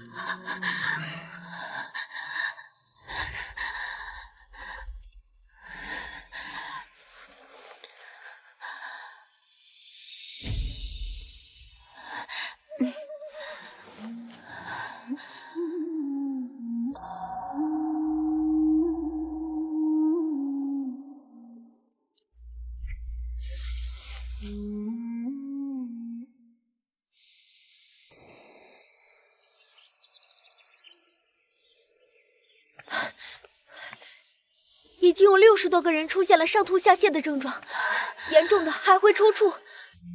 有人发热吗？除了三婆以外，还有做陶器的七叔有轻微的发热。有呼吸困难或者便血什么的吗？目前没有发现。上吐下泻、拉到脱水，肌肉痉挛，没有明显发热，也没有便血和呼吸困难。那这种情况是霍乱。霍乱！你们放心，找到事情的原因就已经成功了一半了。只要平时多注重卫生，勤洗手，多消毒，问题应该不大的。可是咱们卢家寨自从这立寨之初，就对卫生防疫有着严格的要求啊，大家也不会乱吃东西的，怎么会突然出现什么霍乱？族长，瘟疫已经传染开了，少主一意孤行，最后只怕凶多吉少，是否要属下今夜强行带走少主？此时撇下寨民逃走，无异于自断根基。我们要做的就是帮他们树立威信，而不是破坏它。属下失言，请族长责罚。飞鸽传书，请族中医术最高的郎中来卢家寨，珍稀药材不用吝惜，都带过来，协助少主共同抗疫。是。赵熙啊，但愿我的选择是对的。为什么找不到污染源呢？寨民们能吃的东西就这些，为什么就是查不出究竟是哪里被污染了呢？卢公子，先吃些东西吧。我和他们吃的都一样，为什么我没有得病，他们却得病了？我们之间的区别是什么？难道就因为我来自未来，打过疫苗？可是我没有打过霍乱疫苗啊！再说我是魂传，原神可没打过疫苗。还有什么是我和他们不一样的呢？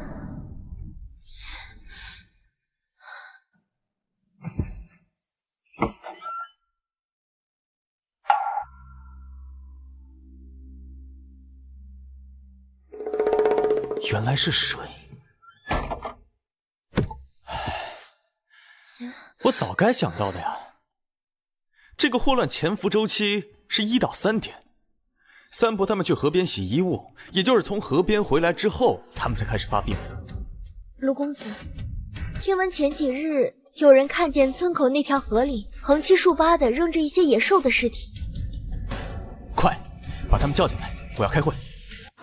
是投毒。现在不是追究下毒之人身份的时候。向晚，你去调动寨中所有能调动的钱财，购买防疫药材。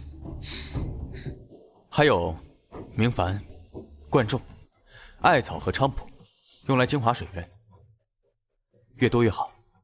艾草明。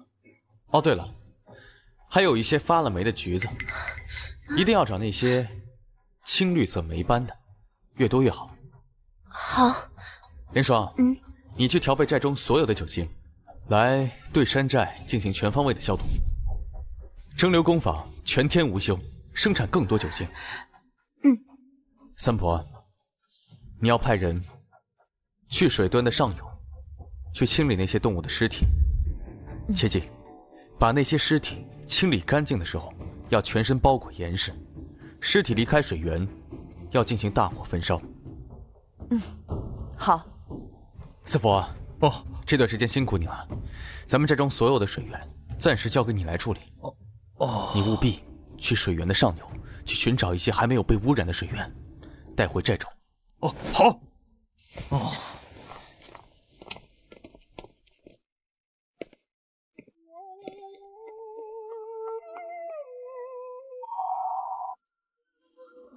大伯，今日前来所为何事啊？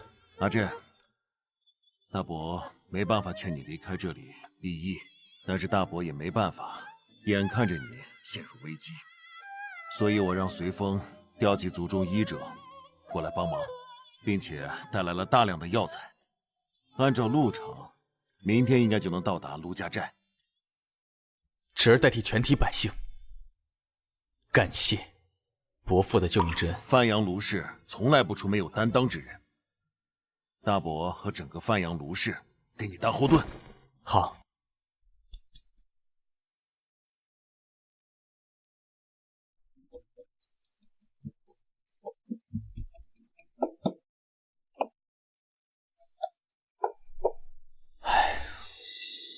我真傻呀！我单知道那青霉素是从橘子里制作出来的，可我不知道它到底是怎么制作出来的。早知道我就该把数理化外所有的教材书我全部吃碎嚼烂，绝对不会让知识从我脑子里溜走一点儿。干了！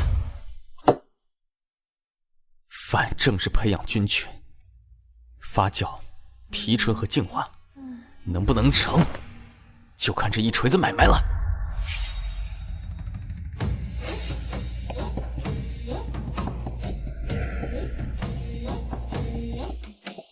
天真长满了荒草，水烟不知哪去了。官府的文书又到床顶被拉上架。府主，你这样废寝忘食实在是不行，咱们整个寨子还都指望着你呢。留给咱们的时间不多了，我敢说，他们已经在来攻打咱们的路上了，只是忌惮咱们寨子闹瘟疫，想要坐收渔翁之利罢了。哎呀，那你更应该好好休息，不是吗？我现在需要的是时间。如果我们能在曹帮打咱们之前将疫情控制住，别说是1个曹帮，就算是10个曹帮，我也不怕呀。对了，那天我让你调查的事情，调查清楚了吗？我已经问过了，那几户人家因为不认识木薯，所以挖错了。他们吃的是一种跟木薯很相似的东西，所以那段时间，他们几家吃的一直是这个。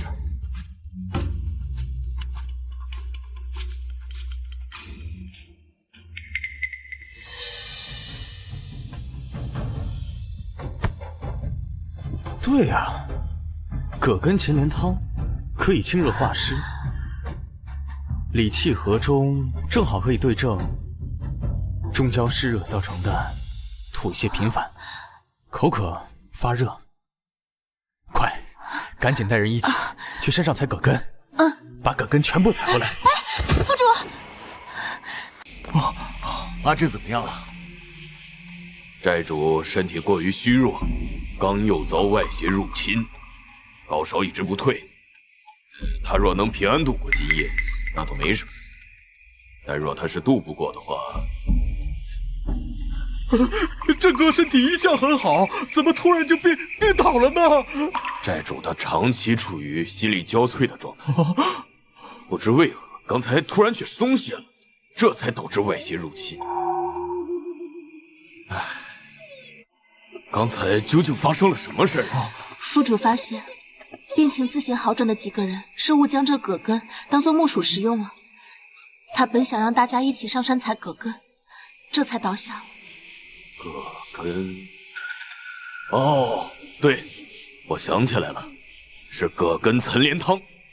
这味药确实对应这个病症，若坚持服用此药，假以时日，定能治愈此病。我现在就去采这葛什么的根子。回来！四虎兄弟，你不知这葛根长什么模样，也不知他们在哪。夏婉，你带四虎兄弟去问那几家，让他们带路。侄媳妇，你也早点回去休息吧。这几天阿震一直没有休息，你也一直不休息，这样是不行的。我的命是府主救，我得守着他。若他能够醒来，自然千好万好；若是，我也就随他去了。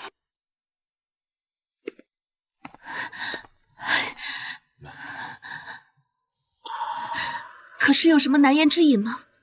我有一个偏方，或许能将寨主唤醒，但此药凶猛霸道，极为伤身。或许会对债主的身体造成不小的影响。所以我想到另一个法子，就是让别人喝下这碗药，然后用他的血作为药引子，方能综合此药的药性。只不过是药凶险，是药之人可能……难道没有其他办法了吗？恕在下才疏学浅，这已经是我能想到的上佳之策了。如果服用了此药，那副主醒过来的几率会有多少？3成。哎呀！我刚说了，此药凶猛霸道，极其伤身，你自右手搓磨，身子底本来就弱，你要把这药给喝下去了，恐怕你这辈子也生不了孩子了。哎，厉小姐，你也太鲁莽了！我刚都说了，此药凶猛霸道，你这一口气全干了，不痛苦万分才怪呢！哎呀，我说你们怎么一个个的啊，就不能听我把话讲完吗？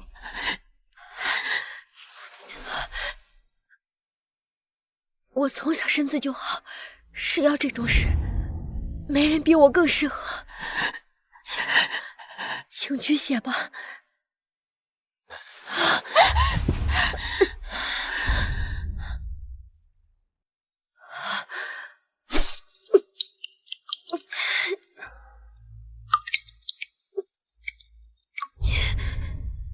我来。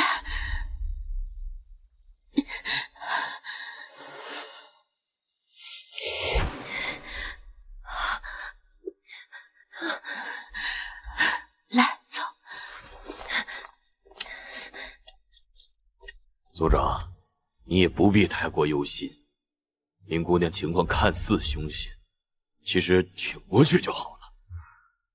她身体底子不错，只要好好养一养，日后啊，还是能有自己的。堡主，堡主，你醒醒！你说话不算数，你说过会保护我们的。堡主，你快点醒吧你！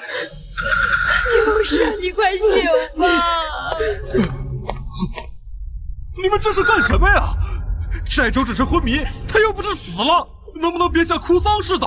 太吓人了！是啊，他们一进来看到副主昏迷不醒，就开始哭。没事就都干活去吧，去干活去！哎，去！堡主，嫂子，商队来报，广平王撤走的时候，领着黑旗军向咱们寨子这边来了，明天早上就会到。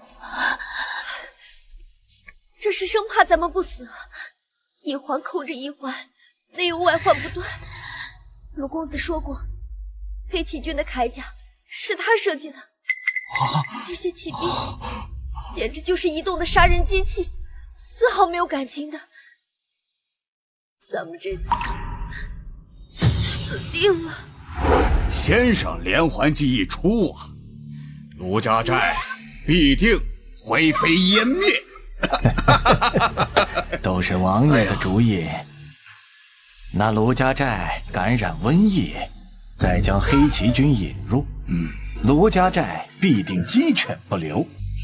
得胜的黑旗军带着瘟疫回到军营，再将瘟疫传给其他士兵。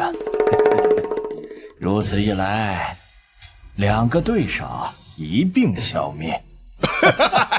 哎呦，王爷大才呀！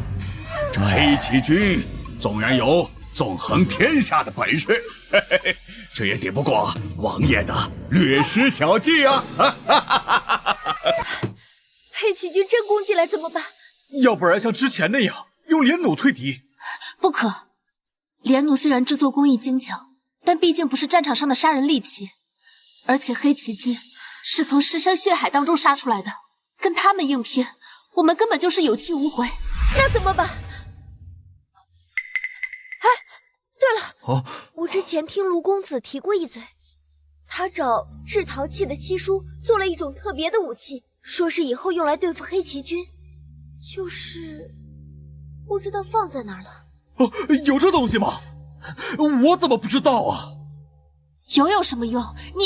你们会用吗？我可能会一点。夫主，什么时候教过你？哎，不管了，我现在就去找找，就算是拼上我这条命，我也要替郑哥守住陆家寨。首领，要不我回去看看？哎，将军说过，广平王的人狡猾异常，万不可落单，防止敌人分兵之计。走。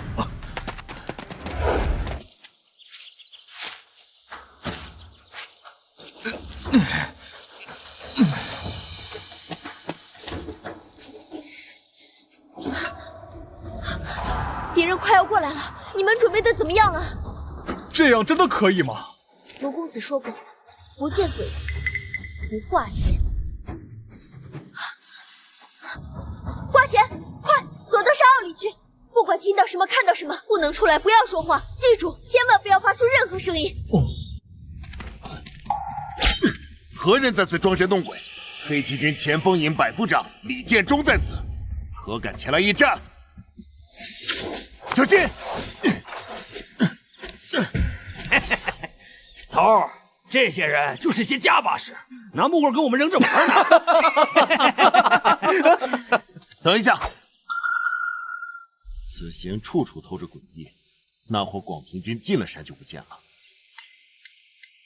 此地又明显有埋伏，恐防有诈。头儿，是不是太小心谨慎了？如此束手束脚，难道要我们在这儿什么都不干吗？老子能活到现在，靠的就是谨慎。实者虚之，虚者实之。如此明目张胆的露出破绽，必然早有埋伏。别以为只有你读过兵法，黑旗军个个都是从尸山血海杀出来的，还会惧怕埋伏吗？走！等一下！救命啊！救命啊！虚者实之，实者虚之。故意射箭出来的地方，必有埋伏。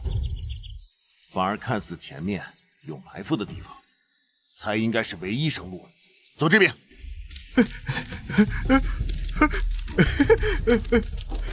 他们就这样跑了。慢！头儿，前面好像有个人。住口！好像是吊死鬼。你们有没有觉得手上的刀越来越不听使唤，身上的铠甲变得越来越重了？住口！再敢扰乱军心者，杀无赦！哼！怕是有人用稻草人在此故弄玄虚，咱们还是尽快离开此地。走。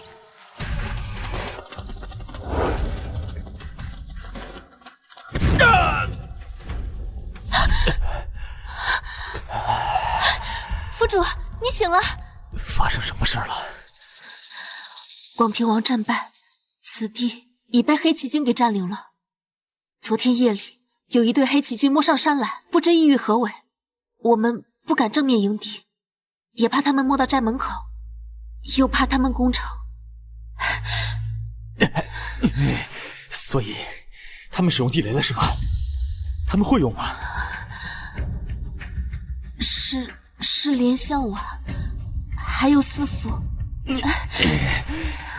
谁让他们冲锋陷阵的？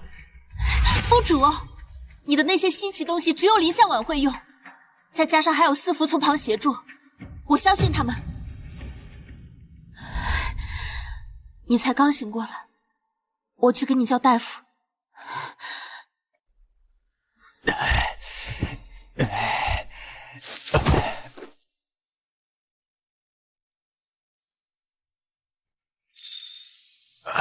哥，府主，你醒了，来，慢点。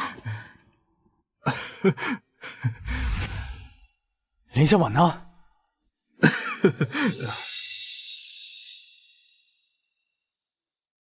你有没有受伤啊？没有。你们知不知道，黑旗军、曹帮还有青竹堂和你们之前见到的江湖草莽，他们完全不一样。他们虽然头脑简单，但是单兵战斗力爆表啊！就算是四福兄弟，也不过就是卖菜的，你还敢往前冲？你们不要命了？郑哥，这次还多亏林姑娘，那些来的黑旗军一个都没剩。废话，地雷可是陆军的噩梦啊！区区几个黑旗军算个屁啊！你们还有什么事情瞒着我？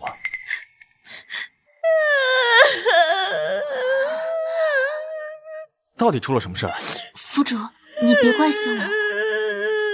阿珍，你就不要责罚了，大不了你们整个卢家堡搬到范阳来，我范阳卢氏还是能够重新建立一座城的。你等会儿，谁说我们要放弃城堡了？你们还有什么事？啊？小婉把黑旗军引到了后山，准备拿地雷炸死他们，可谁知那地雷的威力太过巨大，把后山也给炸塌了，还把里面的冤魂给放了出来。什么玩意儿？冤魂？你们跟我这玩聊斋啊？啊？都是我的错，陆公子，你罚我吧。府主，仙婉她也是为了卢家堡好呀。好，那你们说说看，那些冤魂长什么样？郑哥，我们去的时候发现那些被地雷炸死的黑旗军，他们身上的铠甲全都被吸进洞里面去了，就连剑都飞进去了。那个冤魂实在太厉害了。铁甲被吸进山洞里去了。哦，那你的意思是，那些战士之所以战无不胜，是因为他们身上布满了铁甲，我的刀枪剑士都很难伤到他们，是吗？确有此事。公子，你是不是被冤魂附体了？都是我的错。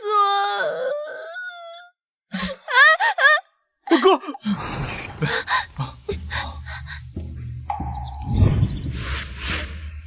我去，你们是安排了多少炸药啊？我们把仓库里能用的都给用了。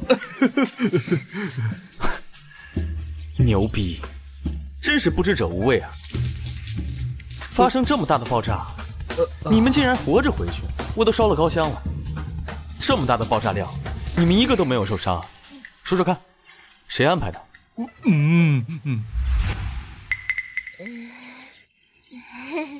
林姑娘说了，让我们爆炸的时候躲到山坳里面。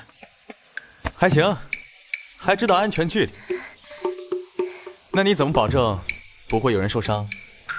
林姑娘说了，不见鬼子不拉弦儿。鬼子？闹鬼的山洞在哪儿啊？哦，那边，就在那儿。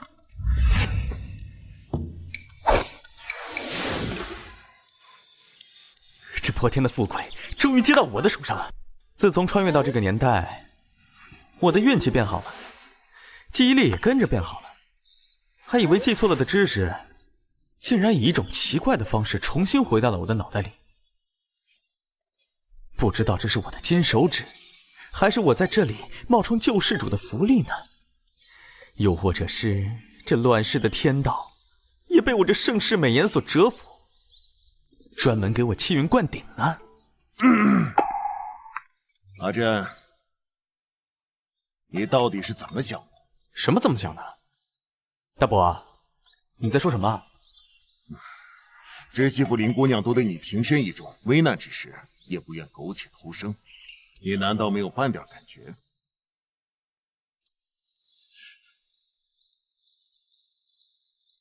那我应该什么感觉？知媳妇明知你性命垂危，依然选择和你同生共死。林姑娘为救你性命，不惜以身试药，还用生命保护卢家堡。两个姑娘都是万里挑一的好女子，你若是辜负了她们，老子定然替你爹打断你的腿。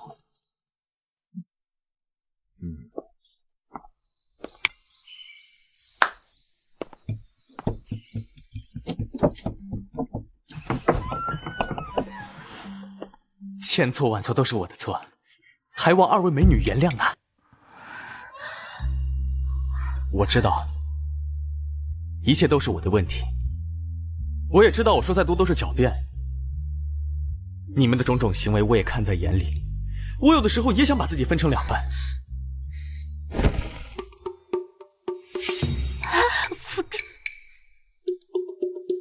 分哪里？你们随便。是分这里，还是分这里？又或者分这里？我都愿意。卢公子该不会是发现情债难偿，决定弄个苦肉计，让我和凌霜姐姐心疼你吧？严夫子的军事理论课程我也是有参加的，还别说，真的挺有用。早知道我就不教他们36计了，这简直是搬起石头砸自己的脚。哦，卢公子这是把一个解决不了的难题推到我和凌霜姐姐面前，让我们替你抉择。我之前怎么没发现，卢公子你竟然是如此狡猾奸诈之人？没想到夫主竟这般无赖，想来必定是大病初愈，让你忘记这家有悍妻是什么样子了。哼。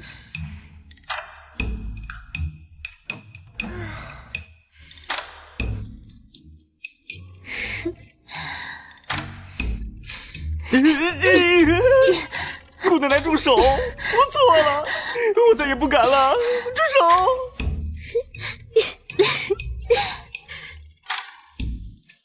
手！饶命啊！我再也不敢了。早这样不就得了吗？奇人之福不好。好后悔自己为什么不是学机电的，为什么连电磁都弄出来了，却弄不出来一台手机？想念手机的第349天，大家都把日子过得蒸蒸日上，可是我真的好无聊啊！凌霜不让我喝酒，说喝酒伤身体，向晚又不让我听曲儿，而且这里又没有琴楼楚馆，唯一能听曲儿的地方就是在大院音乐课堂。天要亡我呀！这个，广平王和黑旗军的仗已经打完了，结局如何？黑旗将军阵亡，黑旗军现在是广平王的了。所以，下个目标就是我们了。有可能。终于有事情做了。但愿姓严的小子命够硬，能让我多玩一段时间。走。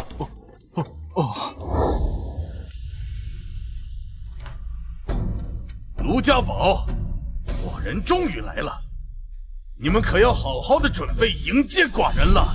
王爷，这卢家宝已今非昔比，还请王爷多加小心呐。先生多虑了，先生是没见过寡人的重甲精锐，他们在战场上可是所向披靡，不管是剑士还是兵刃，都伤及不了他们分毫。而且寡人的重甲精锐列阵冲锋，至今无人能挡。就凭这小小的卢家宝，何足挂齿？列阵，给本王冲！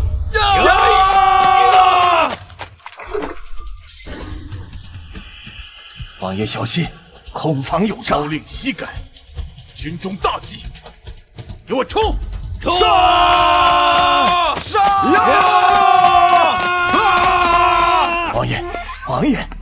王爷，此地凶险，若是城墙上都有伏兵，那我们就……谢先生放心，就算有埋伏，也杀不了我的重甲精锐。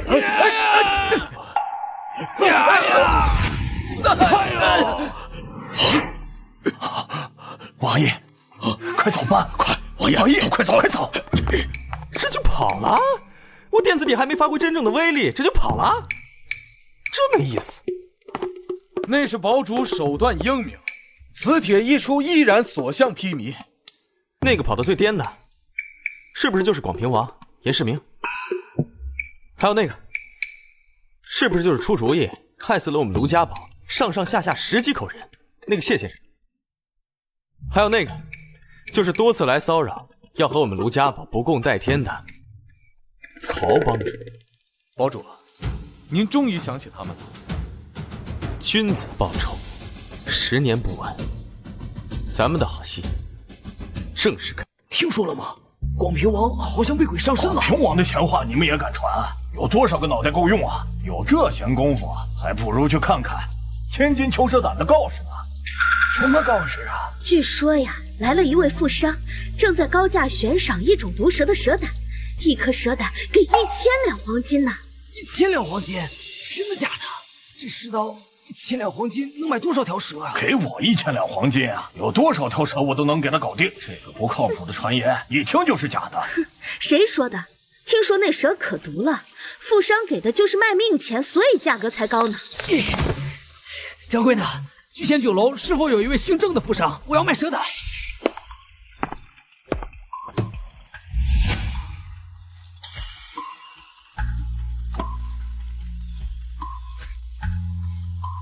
如此剧毒的蛇胆能够保持得如此完美，定然是从活蛇身上剥出来的，完美，太完美了！哇，蛇胆还不够，若是还能有人提供，别说1000两，2000两我也出。他脑袋到底是怎么想的？严夫子好好的学校不去，却偏偏在这里玩这些骗人的把戏，真是……你不懂，这是男人的浪漫，用自己的方式复仇。夫主又在说笑了，你不过是想让严夫子亲手报仇罢了。夫子智计无双，却手无缚鸡之力。说是比拼智谋，那广平王必败无疑。可是报仇和收蛇胆有什么关系？我跟你们讲个故事啊。之前有2个敌对的国家，他们知道如果双方一旦开战，既劳民又伤财，所以他们一直保持一个微妙的关系。其中一个名臣叫做管仲，他提出了一个建议，让国君和大臣都改穿由织提的面料。织提？织提呢是敌国特有的面料。管仲向敌国的商人提议，以每匹织提30斤铜的价格高价收购，多多益善。就像丰县现在的样子。对，正是。商人们重利，纷纷开办织提的产业。老百姓为了买织提赚钱，这1年下来，敌国成长10倍，粮食的价格暴涨，不得不依靠进口。这时，管仲突然下令关闭边境，杜绝一切的贸易。敌国眼看着卖不出织提，又换不来粮食，百姓们饥饿交加，纷纷逃亡。管仲趁机给他们落户，让他们开采荒地，生产了粮食。这简直是杀人不见血啊！香婉妹妹还没听明白吗？夫主啊，这是在自比管仲，等着你夸他呢。所以呢，杀了他们算什么报酬啊？咱们就是要眼看着他们高楼起，眼看着他们宴宾客，再眼看着他们高楼塌，这才是真正的报仇。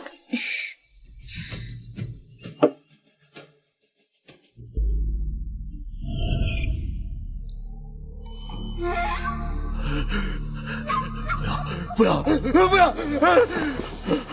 你们是谁？你们是谁？你们还不放人是吗？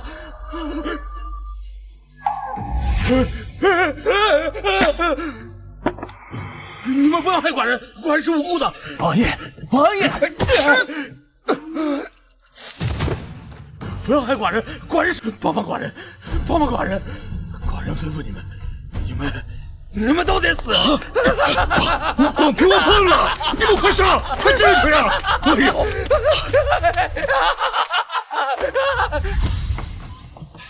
堡主，广平王从噩梦中醒来，一刀把谢县令砍了。这老匹夫就这么下线了？这家伙到底是一个什么牌子的杀人机器啊？竟然这么不分敌我的！我还眼睁睁的看着大楼倾颓，翻完悔悟，孤身一人来到咱们面前。再立一个3年之约，大喊一声30年河东，30年河西，莫欺少年穷。夫主，您可积点口德吧。这谢先生虽死，可这广平王还在啊。要不然，咱们去给广平王和曹帮主送点温暖吧。这最后一程，总要有的送才是吧？那个姓谢的死了，竟然是广平王杀的。报报应，报应！谢谢的，你长800个心眼子，你怎么样？不已经死在那个广平王的疯子手里了吗？报应！哪里走？曹帮主，我们好久不见。卢帮主，哎呦，我知道你们进城来的目的，咱们是同道中人嘛，同道中人嘛。啊？我怎么不知道？曹家帮和我们卢家堡竟然成了同道中人了。哎呀，卢帮主，你这一招千金买蛇胆，不费一兵一卒就灭了广平王，真乃大才呀！曹某我真是感佩之至啊！哎呀，只可惜若早发现你有此青云志，你说，哎呀，我何必舍近求远，投奔那什么狗屁的广平王呢？哎，真糊涂啊，老糊涂！我记得你说过，你与我们卢家堡有不共戴天之仇吗？你现在这般说，就不怕你死去的兄弟们棺材板压不住？哪里，那都是无关痛痒的外人，那比得上咱们这么多年的交情呢。对了，帮主，我跟着广平王这么多年，我对他呀是了解的一清二楚，他的财宝在哪儿，我都知道，我都带你去。我见过不要脸的，没见过你这么不要脸。你和谢先生合谋，污染我卢家堡的水源，害得我卢家堡上上下下110口染上祸乱，还在我山堡经历瘟疫之时引来黑旗军，想要让我们全军覆没。如此深仇大恨，岂是那么容易过去的？哎呦，卢帮主呀，你可要明鉴呐！这不能怪我，都是那姓谢的，他指引我的，我也是身不由己，不是？哎呀，帮主啊，您大人大量，这放过我曹某一把吧，求求你了，放你一个？求你了。对，放我一马，放我一马。你问问我身后的兄弟们，你再问问那些被你毒害的寨民们，你再问问那些被你害死的10几条人命，他们答不答应？好吧，也下去陪你兄弟吧。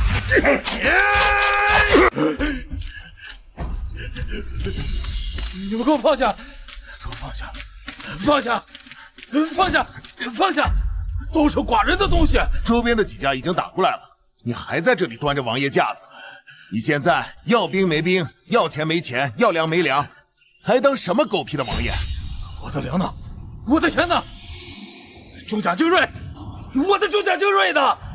大家都去抓蛇了，粮食根本没人管。重甲精锐不是被自己送到卢家寨，全军覆没了吗？什么你的钱，全部都是我们的钱。不可能，不可能！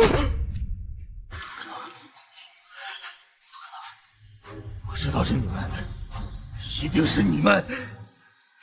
我才是父亲最骄傲的孩子。严雪清算个什么东西啊！不行，我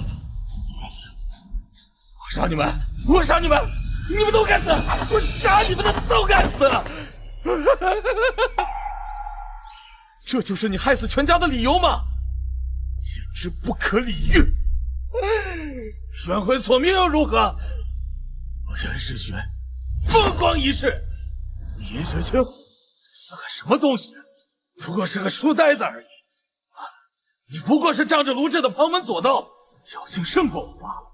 说到底，你永远都赢不了我，你个废物！那就来对决吧！你擅长的武力，你永远是个废物，懂吗？严雪清，你永远都赢不了我！